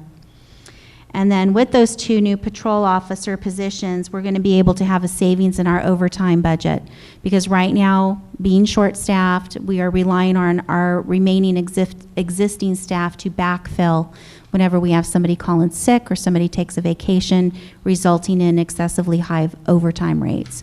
So even though we're adding the 2 new part-time positions, we will have a contra savings in overtime. And then, does anybody have any questions? The total security package is $189,000. Yes, Mike? Yeah, could you please explain exactly what on-call means in reference to the deputy sheriff, 1,000 hours? You want to address that, Russ? Yes, there were 2 options that Cindy and the board had asked for me to look at, and one of them was a full-time deputy, an actual full-time contract service. That was one option, and the second option was to look at maybe just weekend coverage. So what this 50,000 entails is is 1,000 hours at $50 an hour. We would pay an overtime rate. So it may not be used every week. There are many variables that would come into play with the sheriff's office, such as command approval. The sheriff's office is limited on resources, and they're already working a lot of overtime. For example, the command may not approve them to work additional overtime. If they do, then it's contingent on an available deputy signing up for that additional overtime. But essentially would cover board of directors meetings at the discretion of the board and also the general manager. It would provide additional coverage on Friday and Saturday nights, or possibly a Saturday and Sunday night, or even additional hours during the week, depending on the need in the community. If we have a string of burglaries, if we have a string of theft from vehicles, for example, having that deputy immediately present will help as a deterrent, and also to improve response times to incidents within the community. So does that answer your question, sir? Almost. It sounds like it would be something that would be scheduled in advance. You know, if you would ask for coverage at a certain time period when you felt that you needed it for one of these reasons. And as long as the sheriff's office has enough manpower to fill it, you would get the extra coverage. And it sounds like it's arranged in advance. That's correct, and it's a negotiations we would have with with Captain Macedo, who's the undersheriff, and we would have to work out those details. Those are details that the general manager and the board could work out with the sheriff's office and how we would roll this out. But the 50,000, it would be at least budgeted and available for use to increase their capabilities here in Hidden Valley Lake. Yes. Has there been a significant increase in crime or vandalism or safety issues this year? Yes. What, like, how much? What percent over last year? You know, it's a really good question. I can tell you, I don't have the exact numbers in front of me, but what I can tell you is that the number of property crimes, the significance of the crime has increased. Compared to 5 years ago, we've got a higher crime rate today than we did 5 years ago. 80 to 90% of our, let me clarify one thing. 80 to 90% of our crime in the community is property crime related. Okay, and so That means vandalism? vandalism, theft from vehicles, burglary, and even the total number of burglaries isn't significant. And let's, one thing I want to do is keep things in perspective. We are the second largest community in Lake County, so we have a larger population than Lakeport. So we have roughly 5,500 to 6,000 residents. Historically, we run about a third of the crime rate that the city of Lakeport does. But one burglary, one vandalism in the community is one too many from my perspective. And obviously, the community expects the highest level of safety possible. But are we experiencing more problems today than we did 5 years ago? Yes, and there's a variety of factors that have led to that.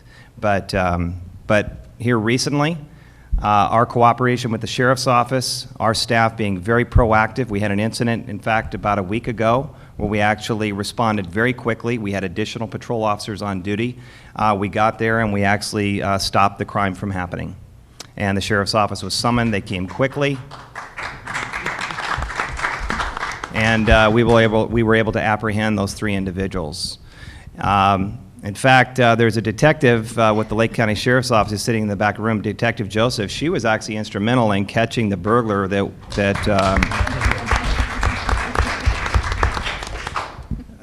burglary that occurred at Duncan McGinnis, our Lake Committee chair, and was able to get back all those items that were taken. Very unusual, by the way. And so we have more problems today than what we did 5 years ago, but I think that what we're presenting for budget numbers, the plan to improve our presence from the Sheriff's Office is intended to counterbalance the trends that we're seeing.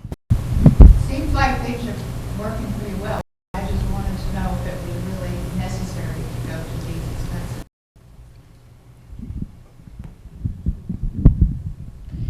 The 50,000 that they're putting in would be used in an as-needed basis. So it's just protecting us financially that we've got money in the budget in case we do need those additional services. So it's not as if we are absolutely sure we're going to spend the money, but as Russ said, if we have issues, if we start having rashes of break-ins, that type of thing, then we have money in our budget to cover the use of the sheriff if needed.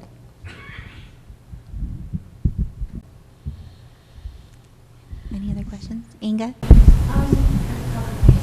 One, I've noticed on Facebook that there's a neighborhood watch group, and I've seen a couple signs in the community. Is there a neighborhood watch group?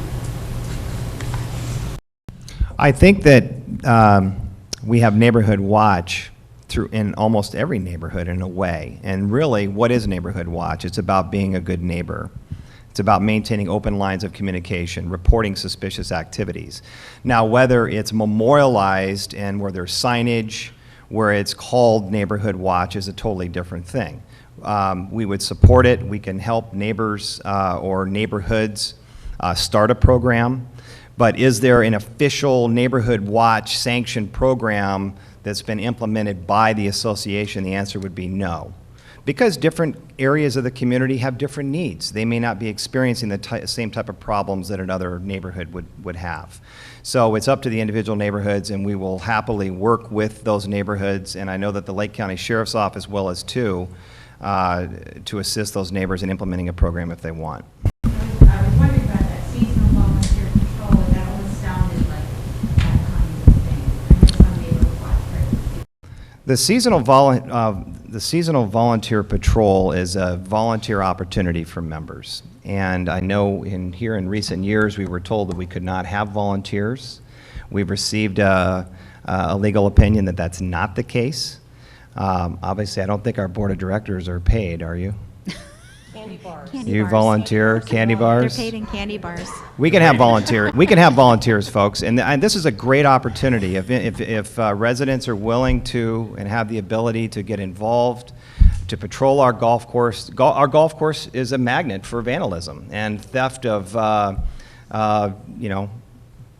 flags. We've had times where we've actually had to remove the flags at night because we were concerned that flags were going to be taken. So it's an opportunity to patrol those areas, an opportunity to patrol other common areas that we have, the beaches, any other areas that would be deemed appropriate and important. Yes. Question, the amount for that, is that for one volunteer, or is that for an unlimited number of volunteers, or the 1163? I've got it listed here. It's 15 hours a week at 16 weeks per year times 3 volunteers and $9 an hour times the workers' compensation rate. That's how I came up with that number. So that's just 3 volunteers. Correct.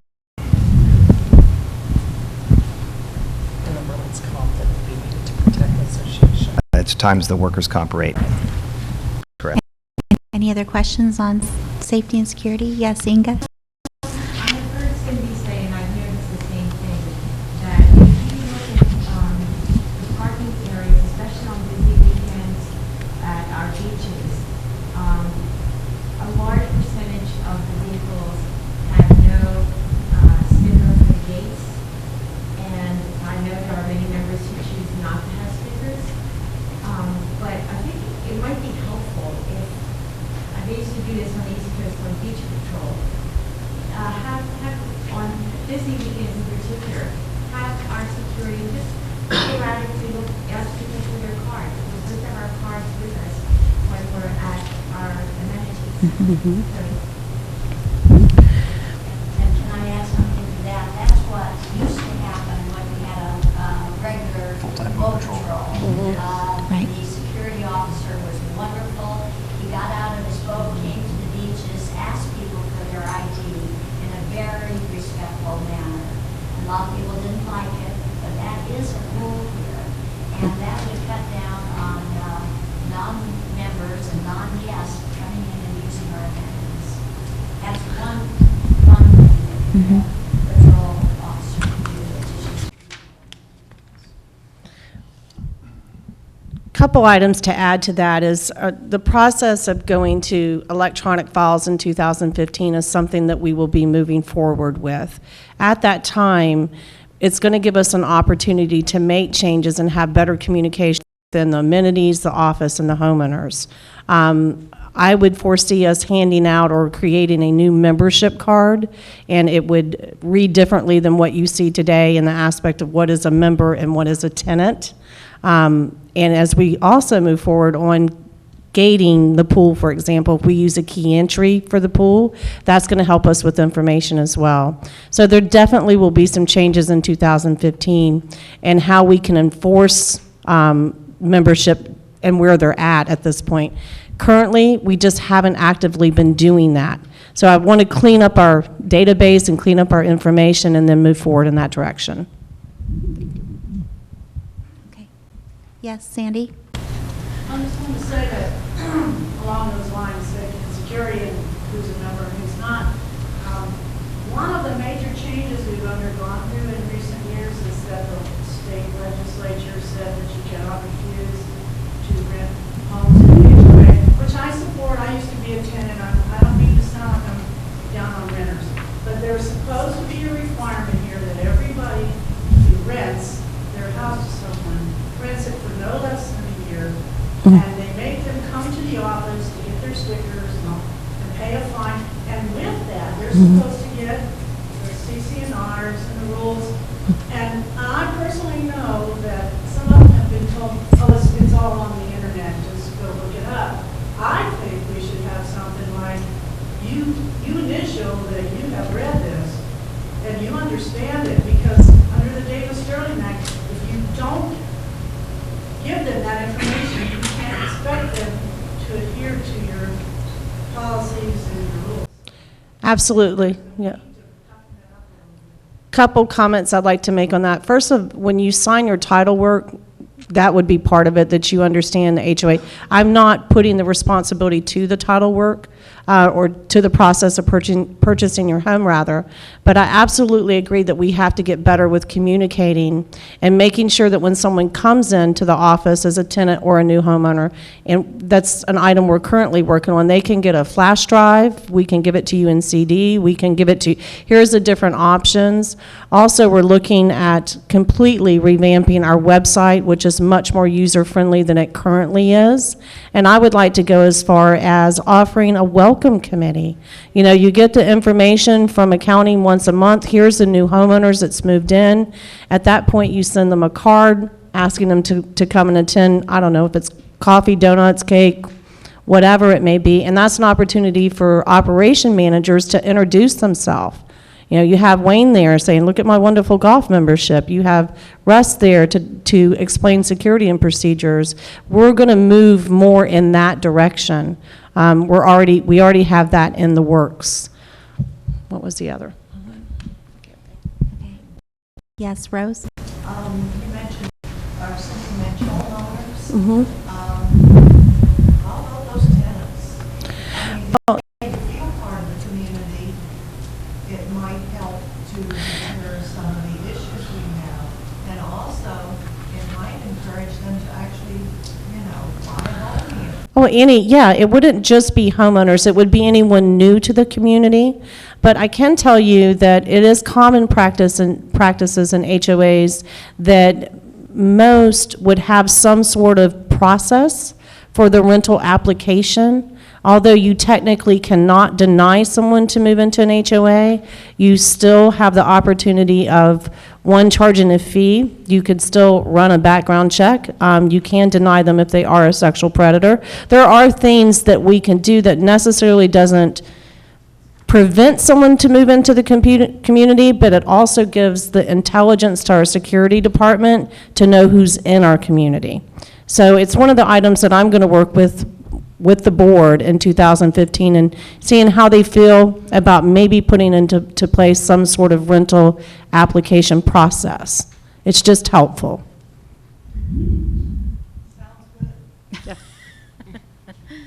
Okay, moving on to the next slide.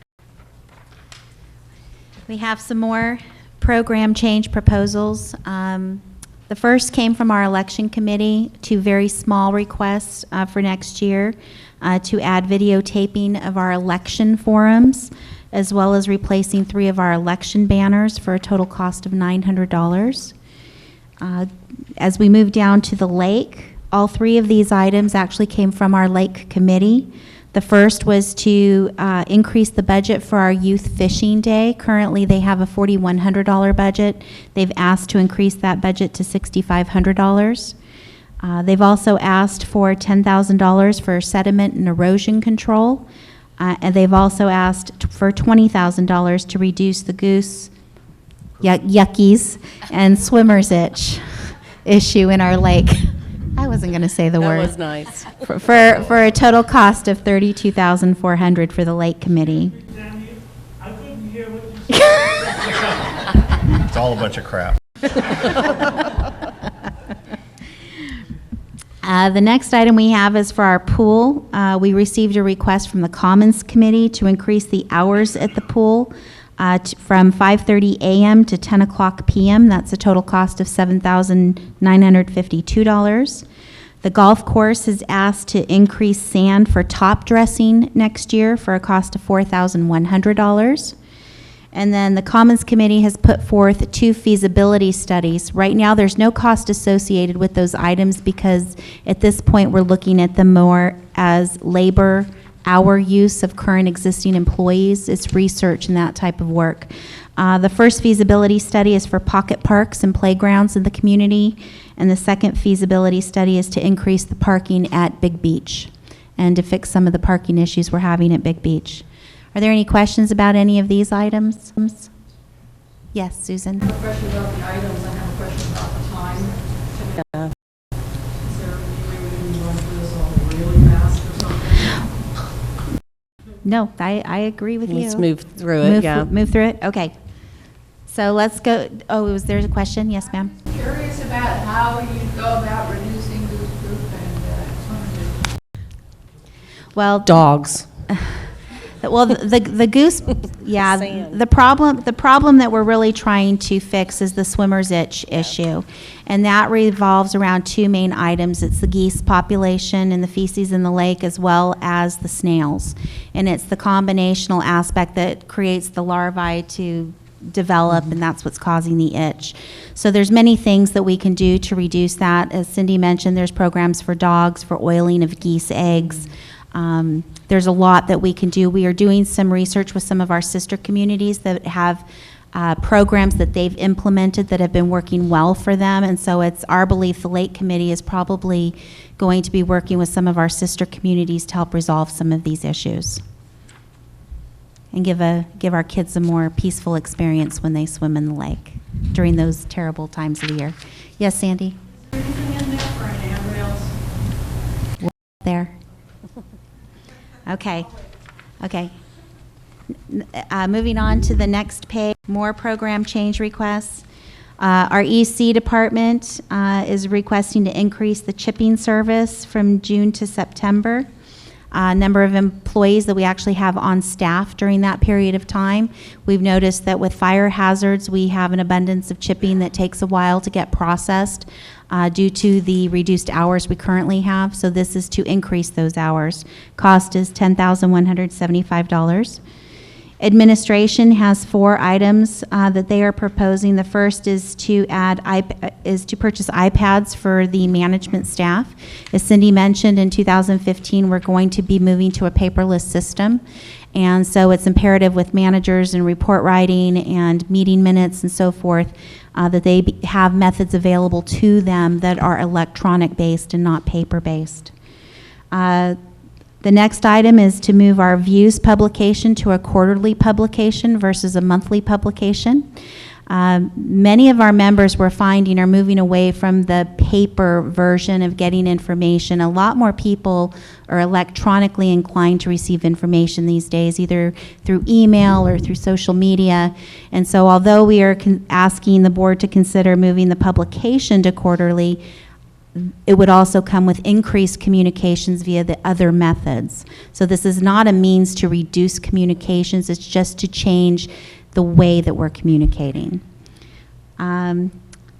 There's 2 general items on here. These are recommended items from our Finance Committee. The Finance Committee looks at bonuses and incentive programs and merit increases for employees each year. And the program that they're recommending to the board is a $64,300 program. And then the last item on the list is the fact that our general manager is very interested in getting a reserve study done by a third party. We're actually hoping to have that reserve study completed in early January or February.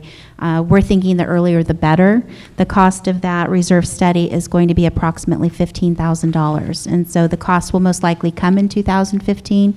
And so we're asking for the funds to be budgeted at that time.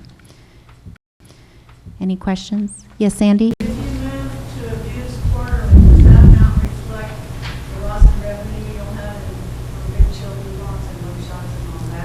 Absolutely.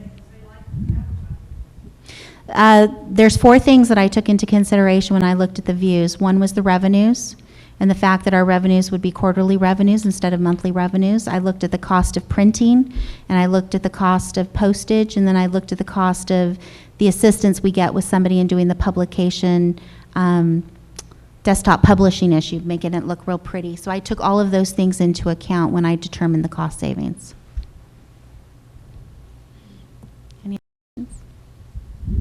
Okay, moving on to the next page. These are some of the program changes that are affected by the proposed fee schedule that's been put before the board. The reason why they have negative signs in front of them is because they are a revenue item. They're a reduction of the overall expenses, so to speak, because most of these are expenditure items on the previous pages. So stables and marina, we are looking at a 7% increase on stable rental rates and marina rental rates. The last time that those rates were raised was 2010, so it's been 5 years since we've seen any rate increases at those 2 facilities. Camps and programs, Connie's added some new programs this year. She's got yoga and she's got Zumba Gold that she's putting forth for next year. So these are some of the revenues that she's going to get from some of her new programs. Food and beverage facility rentals, there is a proposal before the board to change the way we charge facility rentals, not to members per se, but to outside venues, changes to setup rates. All that goes into the change of cost. Golf memberships, as I mentioned, Wayne has changed the structure of the golf membership program so that it does not automatically include the cart fee or the cart sticker. That's going to be a separate cost, and that's worth about a 6% increase to golf membership rates. Golf cart fees, he's also made a recommended change to increase the rates of rental at the golf cart facility. And golf range fees. The range fees that he's implementing, he's actually coming up with a program, a membership program, where you can buy a driving range membership, and that's going to see a net result in positive income for that line item. Tenant registration fees, we are proposing an increase of $50 for each tenant registration. And security has put forth a request to implement a dog impound fee. It's been a long time since we've actually handled dogs, and we realized coming budget next year that we needed to implement a fee to charge back to homeowners when security has to pick up their loose dogs. And so the net change to the proposed budget in the positive direction is $52,000 for these program fee changes. That leaves us with total program change requests of $272,000. Any questions? Okay. Next page. There were 3 items that did not receive board authorization to move forward, and so they're just on here just as a matter of information. So everybody is aware, when the board met with the committees, the board actually went through a process of judging which items they wanted to see move forward for further costing by staff. All of those items we consider above the line, and then staff gets busy putting those numbers together so that we can come back to the board with projected budget numbers.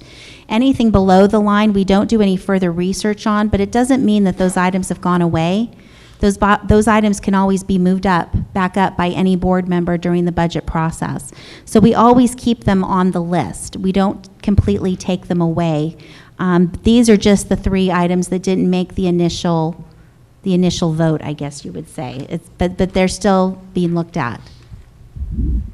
And you have increasing the internship funds to $7,500 for the lake, addition of a community center facility manager, and year-round access to the pool.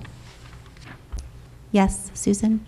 I'd like to just point out that one of the suggestions or the initiatives I had recommended was putting some money in the budget for a facilitator for a strategic visioning process that the board could go through next year. It did not get the support of 3 or more of my fellow board members, therefore it doesn't show up there.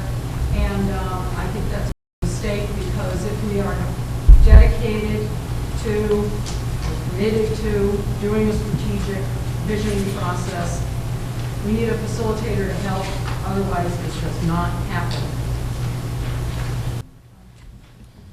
Okay.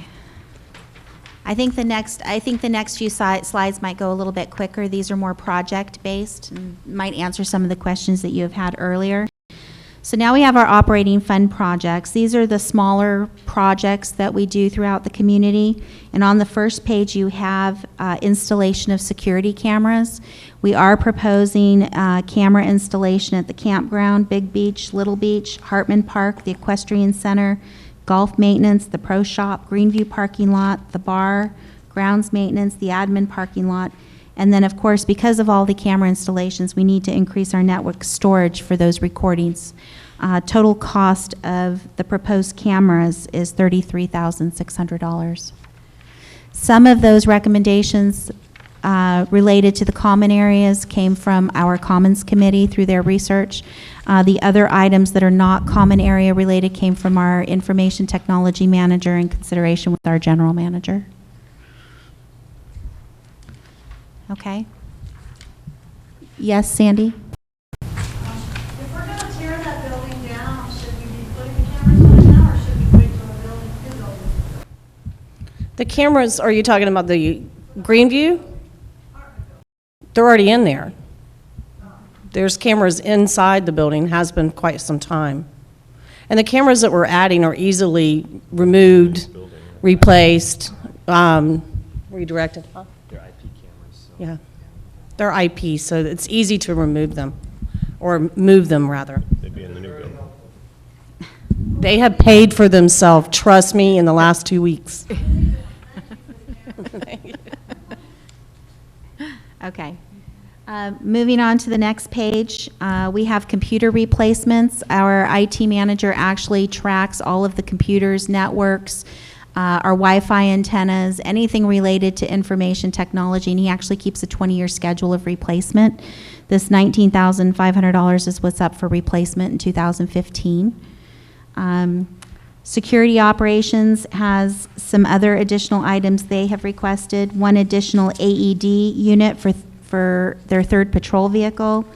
They want to replace the antenna radio receiver at the country club, replace the Kenwood dual band radio 90 series. There's 2 of those. Replace the Golden Eagle radar system, replace the Talon Raider handheld, replace 2 current AED units, and add portably thermal printers for the vehicles for citation printing. And the total security package there is $19,650. Any questions there? Okay, moving on to the next page. We're back at our Commons Committee, has requested shade sails or trees for the Equestrian Center for $19,000. They requested a security gate to the play area at the Hartman Ballpark for $2,500, and then 20 lightweight tables and chairs plus a dolly for the community center for $1,450. Golf maintenance has requested 2 items. They need to repair some electrical panels in their shop area for $1,000, and they need to do some major repairs to a JD 2020 Pro Gator for $2,100. The pool has some new items on here, 12 stackable lounge chairs, 12 chairs that are stackable, 12 tables, and 6 umbrellas with stands, trying to create more seating and more shade at in our pool. The total of all of those projects combined is $88,200. Any questions? Okay. Next line is our reserve fund. I'd like to explain a little bit how the reserve fund projects work. We do currently have a reserve study that has been prepared and adopted by our board. And the way the reserve study works is we have a listing of the major components within the community that have a useful remaining life of 30 years or less. And those items are placed on the schedule, and when their life expectancy has expired, they come up for replacement. Now, each year when we go through the budget process, we don't automatically assume that every item on that list needs to be replaced, because as we know, some lifespans can go beyond what you expect when you initially purchase something, and some things don't last as long as sometimes you may expect. So when we look at our reserve fund projects each year, we actually look 3 years out to determine how our facilities are holding up and whether any of those future items need to be pulled forward. And then we look at the items currently on the list, and if they don't need replacement, they're in good working order, and we know we feel very strongly that they're going to last the next year, we may choose to push them forward to a future year. So the list that you have up here on the board are the items that we either were in the reserve study and scheduled, or items that we pulled forward. It's not the entire list that was due for 2015. The original list was a little over 1.1 million, and we're at $487,000 for replacement. So of that, we have a security custom signals video. We have 2 dual beam scanners for gate entry. We have a Ford pickup for our food and beverage department. We have a Chevy pickup for our grounds maintenance department, a patrol vehicle for our security operations, replacement of our marina dock, tennis court resurfacing. The administration storage building needs a new roof, siding, and some carpet. We're replacing a JD 4720 turf tractor with a JD 8800. There's a Turfco top dresser 2. We need to redo the asphalt at our golf maintenance yard. We have asphalt road repairs to Stonegate and Ravenhill. And then we have to replace security magnetic beat operators at all 5 gates. And the total cost of funds for our reserve study, as I mentioned, $487,000. Are there any questions on the reserve study? Yes, Inga? I remember discussing this with Mr. Chapman last year. I have a real concern for the road, for Lakewood Road, facing the downhill side. It's a tricky road because of the downhill slope. And all along the edges, I won't exaggerate, not all along, but in many areas along the edges, there's deep cracks. I guess last year it was the one time I went up there. In some areas, there's 6 inches between the road surfaces and when your roller hits bottom. And those areas are mostly right by the downhill side.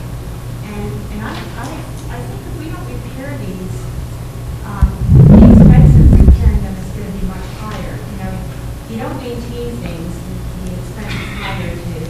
Absolutely. Yeah. So I wish somebody would look at that. Thanks, Inga. We'll have Chuck do a drive-through and have a look at it. Know, too, that we are in the process of restriping the roads, and we're going to be using our seasonal or chipping and seasonal staff to do so, which is going to be a great cost savings opposed to going outside to a vendor. And as they go through the process of restriping, they will be taking note of any issues that then will come back with the vendor to do the replacements or repairs. Okay. Okay. Oh, I'm sorry. Yes, ma'am. Are these items allocated to commons or non-commons? For example, the asphalt for the golf maintenance, is that allocated to golf expenses? No, that is not, because this is not an operating cost. This is a major repair or replacement, which is a capital item. And so it comes out of an entirely different fund, which is our reserve replacement fund. So no, it will not show up as an expenditure under golf maintenance. However, the parking lot for golf maintenance is common ground owned by the association with the responsibility to maintain it. The whole association, not just golfers. It's common ground. Any other questions? Okay, let's move on to our capital improvement fund. Our capital improvement fund is actually 2 slides. We're almost at the end. So we've had several requests for new items. This is either new items that have come from committees or staff members that they wish to purchase, not to replace existing assets, or it's something with a life greater than 30 years and is not in the reserve study, or it's an item that we simply missed in the reserve study and need to make sure is added the next time a study is done. The first item we have is a generator backup system for our food and beverage. This is something our general manager requested after talking with a counterpart and friend of hers that works for FEMA. It was mentioned to us that our food and beverage facility with the blank golf course behind it was a perfect gathering place for the membership in the case that there's an emergency. And so having a generator backup for the Greenview restaurant would actually give a food source to the community in a time of emergency. And so that's why that item is on here. Security Committee has put forth perimeter security fencing along certain areas of the community. These are areas that are currently being accessed by vehicles or ATVs and is supposed to give us some more security to help keep people out that are coming into the community via vehicle. The security building has some major safety issues surrounding their deck. We have a very large tree outside their entrance, and the root system has actually grown into the foundation and has actually moved the building off of its foundation. And so we've got some major foundation repairs as well as deck repairs in order to make that a safe entry into the security office. Right now, that's our only ADA accessible entryway, and so it's really important that we get that fixed as soon as possible. The Lake Committee has put forth for sediment removal, so we do have a budget line item in here for sediment removal. Our general manager is working with a gentleman by the name of Will Bishop. I almost had it backwards. Right now, relative to the lake sediment, and he's working with us on permitting process right now to do this lake sediment removal. We actually think the monies is probably going to come in significantly lower than what we have posted up here. And once we get those finalized numbers, we'll actually have really good numbers next year on what we're actually going to be expending on that project. BB safety railing is probably what you were asking me about, Sandy. That is, Big Beach is BB, Big Beach safety railing. The Commons Committee had proposed safety railing along the walkway from the parking lot down to the beach. We had some issues in the past years where we thought we had ADA issues and that we would have to bring the entire pathway up to ADA requirements.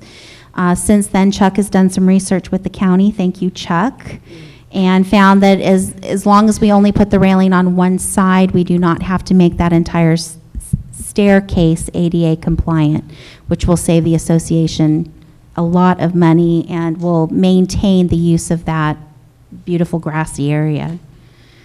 The next item also put forth by the Commons Committee, EC, is our equestrian center. It's equestrian center grading of turnouts along Yankee Valley Road.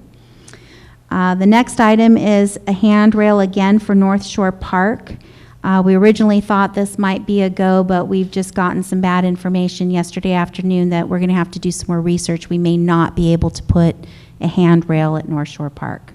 So Chuck is going to have to fill us in with the board tomorrow, and it has to do with the fact that it's a, maybe Chuck can answer, it's a natural landscape or something along those lines. Yeah, unfortunately, I was given bad information from the county. I was originally told that if we use a one-sided rail both at Big Beach and at North Park, it would not kick in ADA. I got a late call yesterday, and he's reneging on the North Shore because North Shore is considered a natural trail, and if we put any sort of railing up, it kicks in ADA compliant. So that will either have to be readdressed or just eliminated altogether. Okay. Thank you, Chuck. The other thing that went with that handrail project is that the committee was also looking for us to put in some foot treads to make it so it's not so steep and slippery as you walk down that trail. I don't know if that's going to be in the same problematic situation as the hand railing, so I think we're going to have to probably look at both those items combined and see if we can come up with an alternative solution. Next on the list, also from our Commons Committee, the Equestrian Center replacement of arena footing and drainage. The next item also from Commons, an electronic key card access to the pool, which Cindy did mention a little bit ago. Next item, Equestrian Center upgrading 2 turnouts. We have 2 turnouts that haven't been upgraded in a while, and so this is to take care of those remaining 2. The next item is from the Lake Committee. It's the Little Beach renovation project. This is phase 1 for $76,000. And the next item is to replace a current twister chipper that we have for our chipping crew so that we can run 2 operations with the additional hours that we're going to be having with our chipping staff. Any questions on this page before we go to the next page? Yes, Cindy, actually, I've walked that North Shore Dog Park Trail, and it is really treacherous, even for someone who can walk reasonably well. And I was wondering whether it would reduce or increase our liability just to have a warning sign at the top, just to let people know, if you have any issues, this is not a good trail. That's a really good idea, and the answer is yes. And to go a bit further, it's my intention, I would do so in properties, is to invite out our liability carrier to go through the community with us and advise us. And I intend to try to bid out insurance. It's going to be difficult with lost runs because, did you say 11/4 was when it changes? We have to update it. But it's a great idea, Inga, and I'm sure there's many other areas that we could address by using the carrier to advise us. Keeps us safe. Okay. Moving on to page 2 of improvement fund projects. These are all items from our Environmental Control Committee. Actually, it's the beautification subcommittee of our Environmental Control Committee. They've been working really hard at coming up with some beautification projects next year to help improve property values and the visual being of both our common areas, member properties, et cetera. So the first item here is community cleanup days for 2 days, similar to what we're having this weekend, but I think it's a little bit more involved than what we have this weekend. Awards for most improved properties, trying to get compliance through awards rather than through violations and fines. They're proposing flammable, take down flammable trees. Don't get up and make the statement. Last year, the Environmental Control Committee put forth for a budget for $60,000 to remove some problematic pines that we have in the community. And at that time, the board asked Chuck to go back and choose $10,000 worth of the most treacherous trees, which he's done this year. So this $50,000 is to finish off the proposed project that Chuck put forth last year. And then Xeriscape, 50 common areas in the common areas adjacent to the golf course. A budget of $30,000. We do currently have a $6,400 budget this year for that program as a pilot program. It's my understanding that they intend to use this to do a lot more work next year. The total capital improvement projects as proposed right now, $613,355. And as I mentioned, this is in a separate fund, just like the reserve fund. So as to your question about the golf yard asphalt repair, these items do not show up as expenditures in the various cost center budgets. It's managed as capital items in a totally separate fund. Yes, Susan? I'd like to offer the interpretation that the first 3 items on that list are not capital improvements. They're maintenance items. Sure. We can do that with the board. No, it's fixable. Yeah, that's easy. Okay. Any other questions on capital? Yes, ma'am. Is there a place that we could see on a map where the 50 acres are, where they're located, and whether there might be trails on them or some other use? Do we have a map of those 50 acres? Yeah, I know at one point we had some very rough sketches, but I don't think we actually physically have a map, so to speak. We know where the areas are and kind of the designer, around them. We did have an architectural designer come out and take a look. So, but I don't think it's map quality that we could publish at this time. We need to go back and look at our documents from the developer, see if there was a map. It would be in storage, but it's one of the items that we'll be looking at this week. Unfortunately, the previous golf course supervisor had that information on his computer that we can't locate. So the next step would go back and look for whatever development documents we may have that should clearly define those areas. We can't walk on the golf course, but maybe we could walk beside it. Just got to be careful of golf balls. Yes, Susan, did you have another question? Okay. Yes, Inga. Are these projects for the beautification committee? Yes, Beautification Committee is a subcommittee of the Environmental Control Committee. These projects that are managed by that committee? Be managed by the management of the association. So they're not managed by the... All items, Inga, and I mean no disrespect when I say this, committees are advisory. They go out and get information, they come back to the management, and the management goes to the board for policy, the policy comes back, and the management manages the community.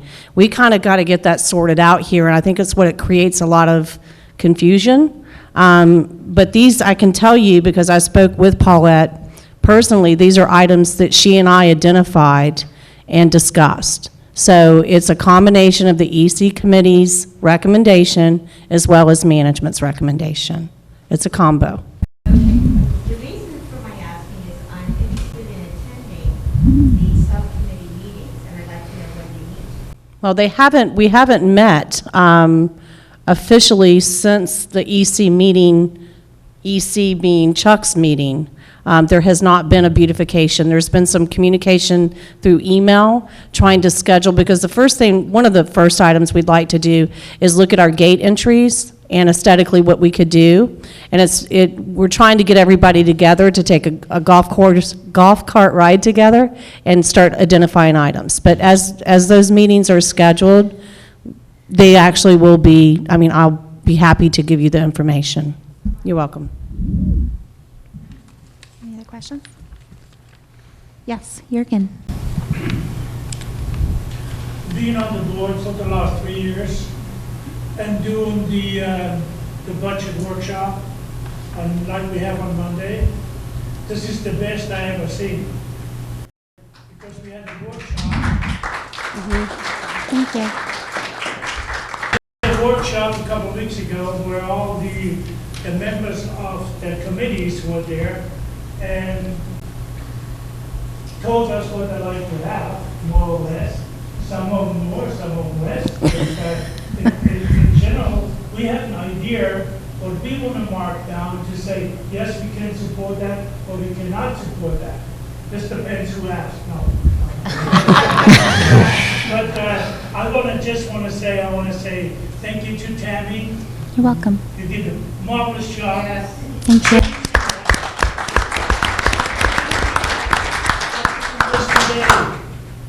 We need you. Thank you. Thank you. That was very sweet. Now I'm blushing. We have one more slide. Okay, last slide of the day. This is our fund balance projections. This is something that I give to the board every year, as well as our finance committee, to let them know where we're at in each of our various funds that are not operations. So we have 2 columns here for our reserve fund and capital improvement fund, and then a final column that combines the two. And the way I do this is I let the board and the finance committee know what the current balance, this is cash balances, mind you, and the accounts were as of 6/30/14. So as you can see, we had $2.8 million in the reserve fund and $1.9 million roughly in the capital improvement fund for roughly $4.7 million. We still have contributions remaining for 2014 for both third quarter and fourth quarter, as we do make quarterly contributions. So we are scheduled still to put another $521,000 into reserves and $250,000 into capital improvements. The next phase of the work is going through our capital improvement work schedule as well as our replacement reserve schedules for 2014 to take a look at the work completed and the work remaining. And so what I have to determine is what the remaining expenditures are in each of the funds for 2014. This has significantly changed from the last version that I handed the Finance Committee, and that's due to the board meeting that we had last week where we authorized additional funds out of our Capital Improvement Fund. So these fund balances have been updated with those new contract amounts. And so at the end of this year, we are scheduled to have $3.2 million in the reserve fund, just under $1.2 million in capital improvements for a total of $4.4 million. Now, estimations for 2015 based on the projects that are listed here. As a reminder, the board does have the option to pull forward or push back some of the items presented, so these numbers can change after Monday or after board adoption, actually, in October. But right now, if the board were to approve everything as presented, we would show 500,000, or a starting year of 3.2 million in reserves, 1.2 in capital, contributions of $500,000 into each of the funds, expenditures in the reserve fund of $487,000, and expenditures in the capital improvement of $613,000, leaving us with balances of $3.2 million in reserves and $1 million in capital improvement for a total of $4.3 million. So if you actually look at the end of 2014 compared to 2015, based on these projections, we would be drawing down the combination of those funds by about $100,000. So we have roughly $100,000 more in expenditures next year than what we are planning to put in at this stage of the game. Are there any questions on the funding analysis? Okay. Thank you so much to everybody for coming today. Thank you, we Tammy. appreciate it. Great job. And thank you to my management team. And we look forward to seeing you. Everybody on Monday, right?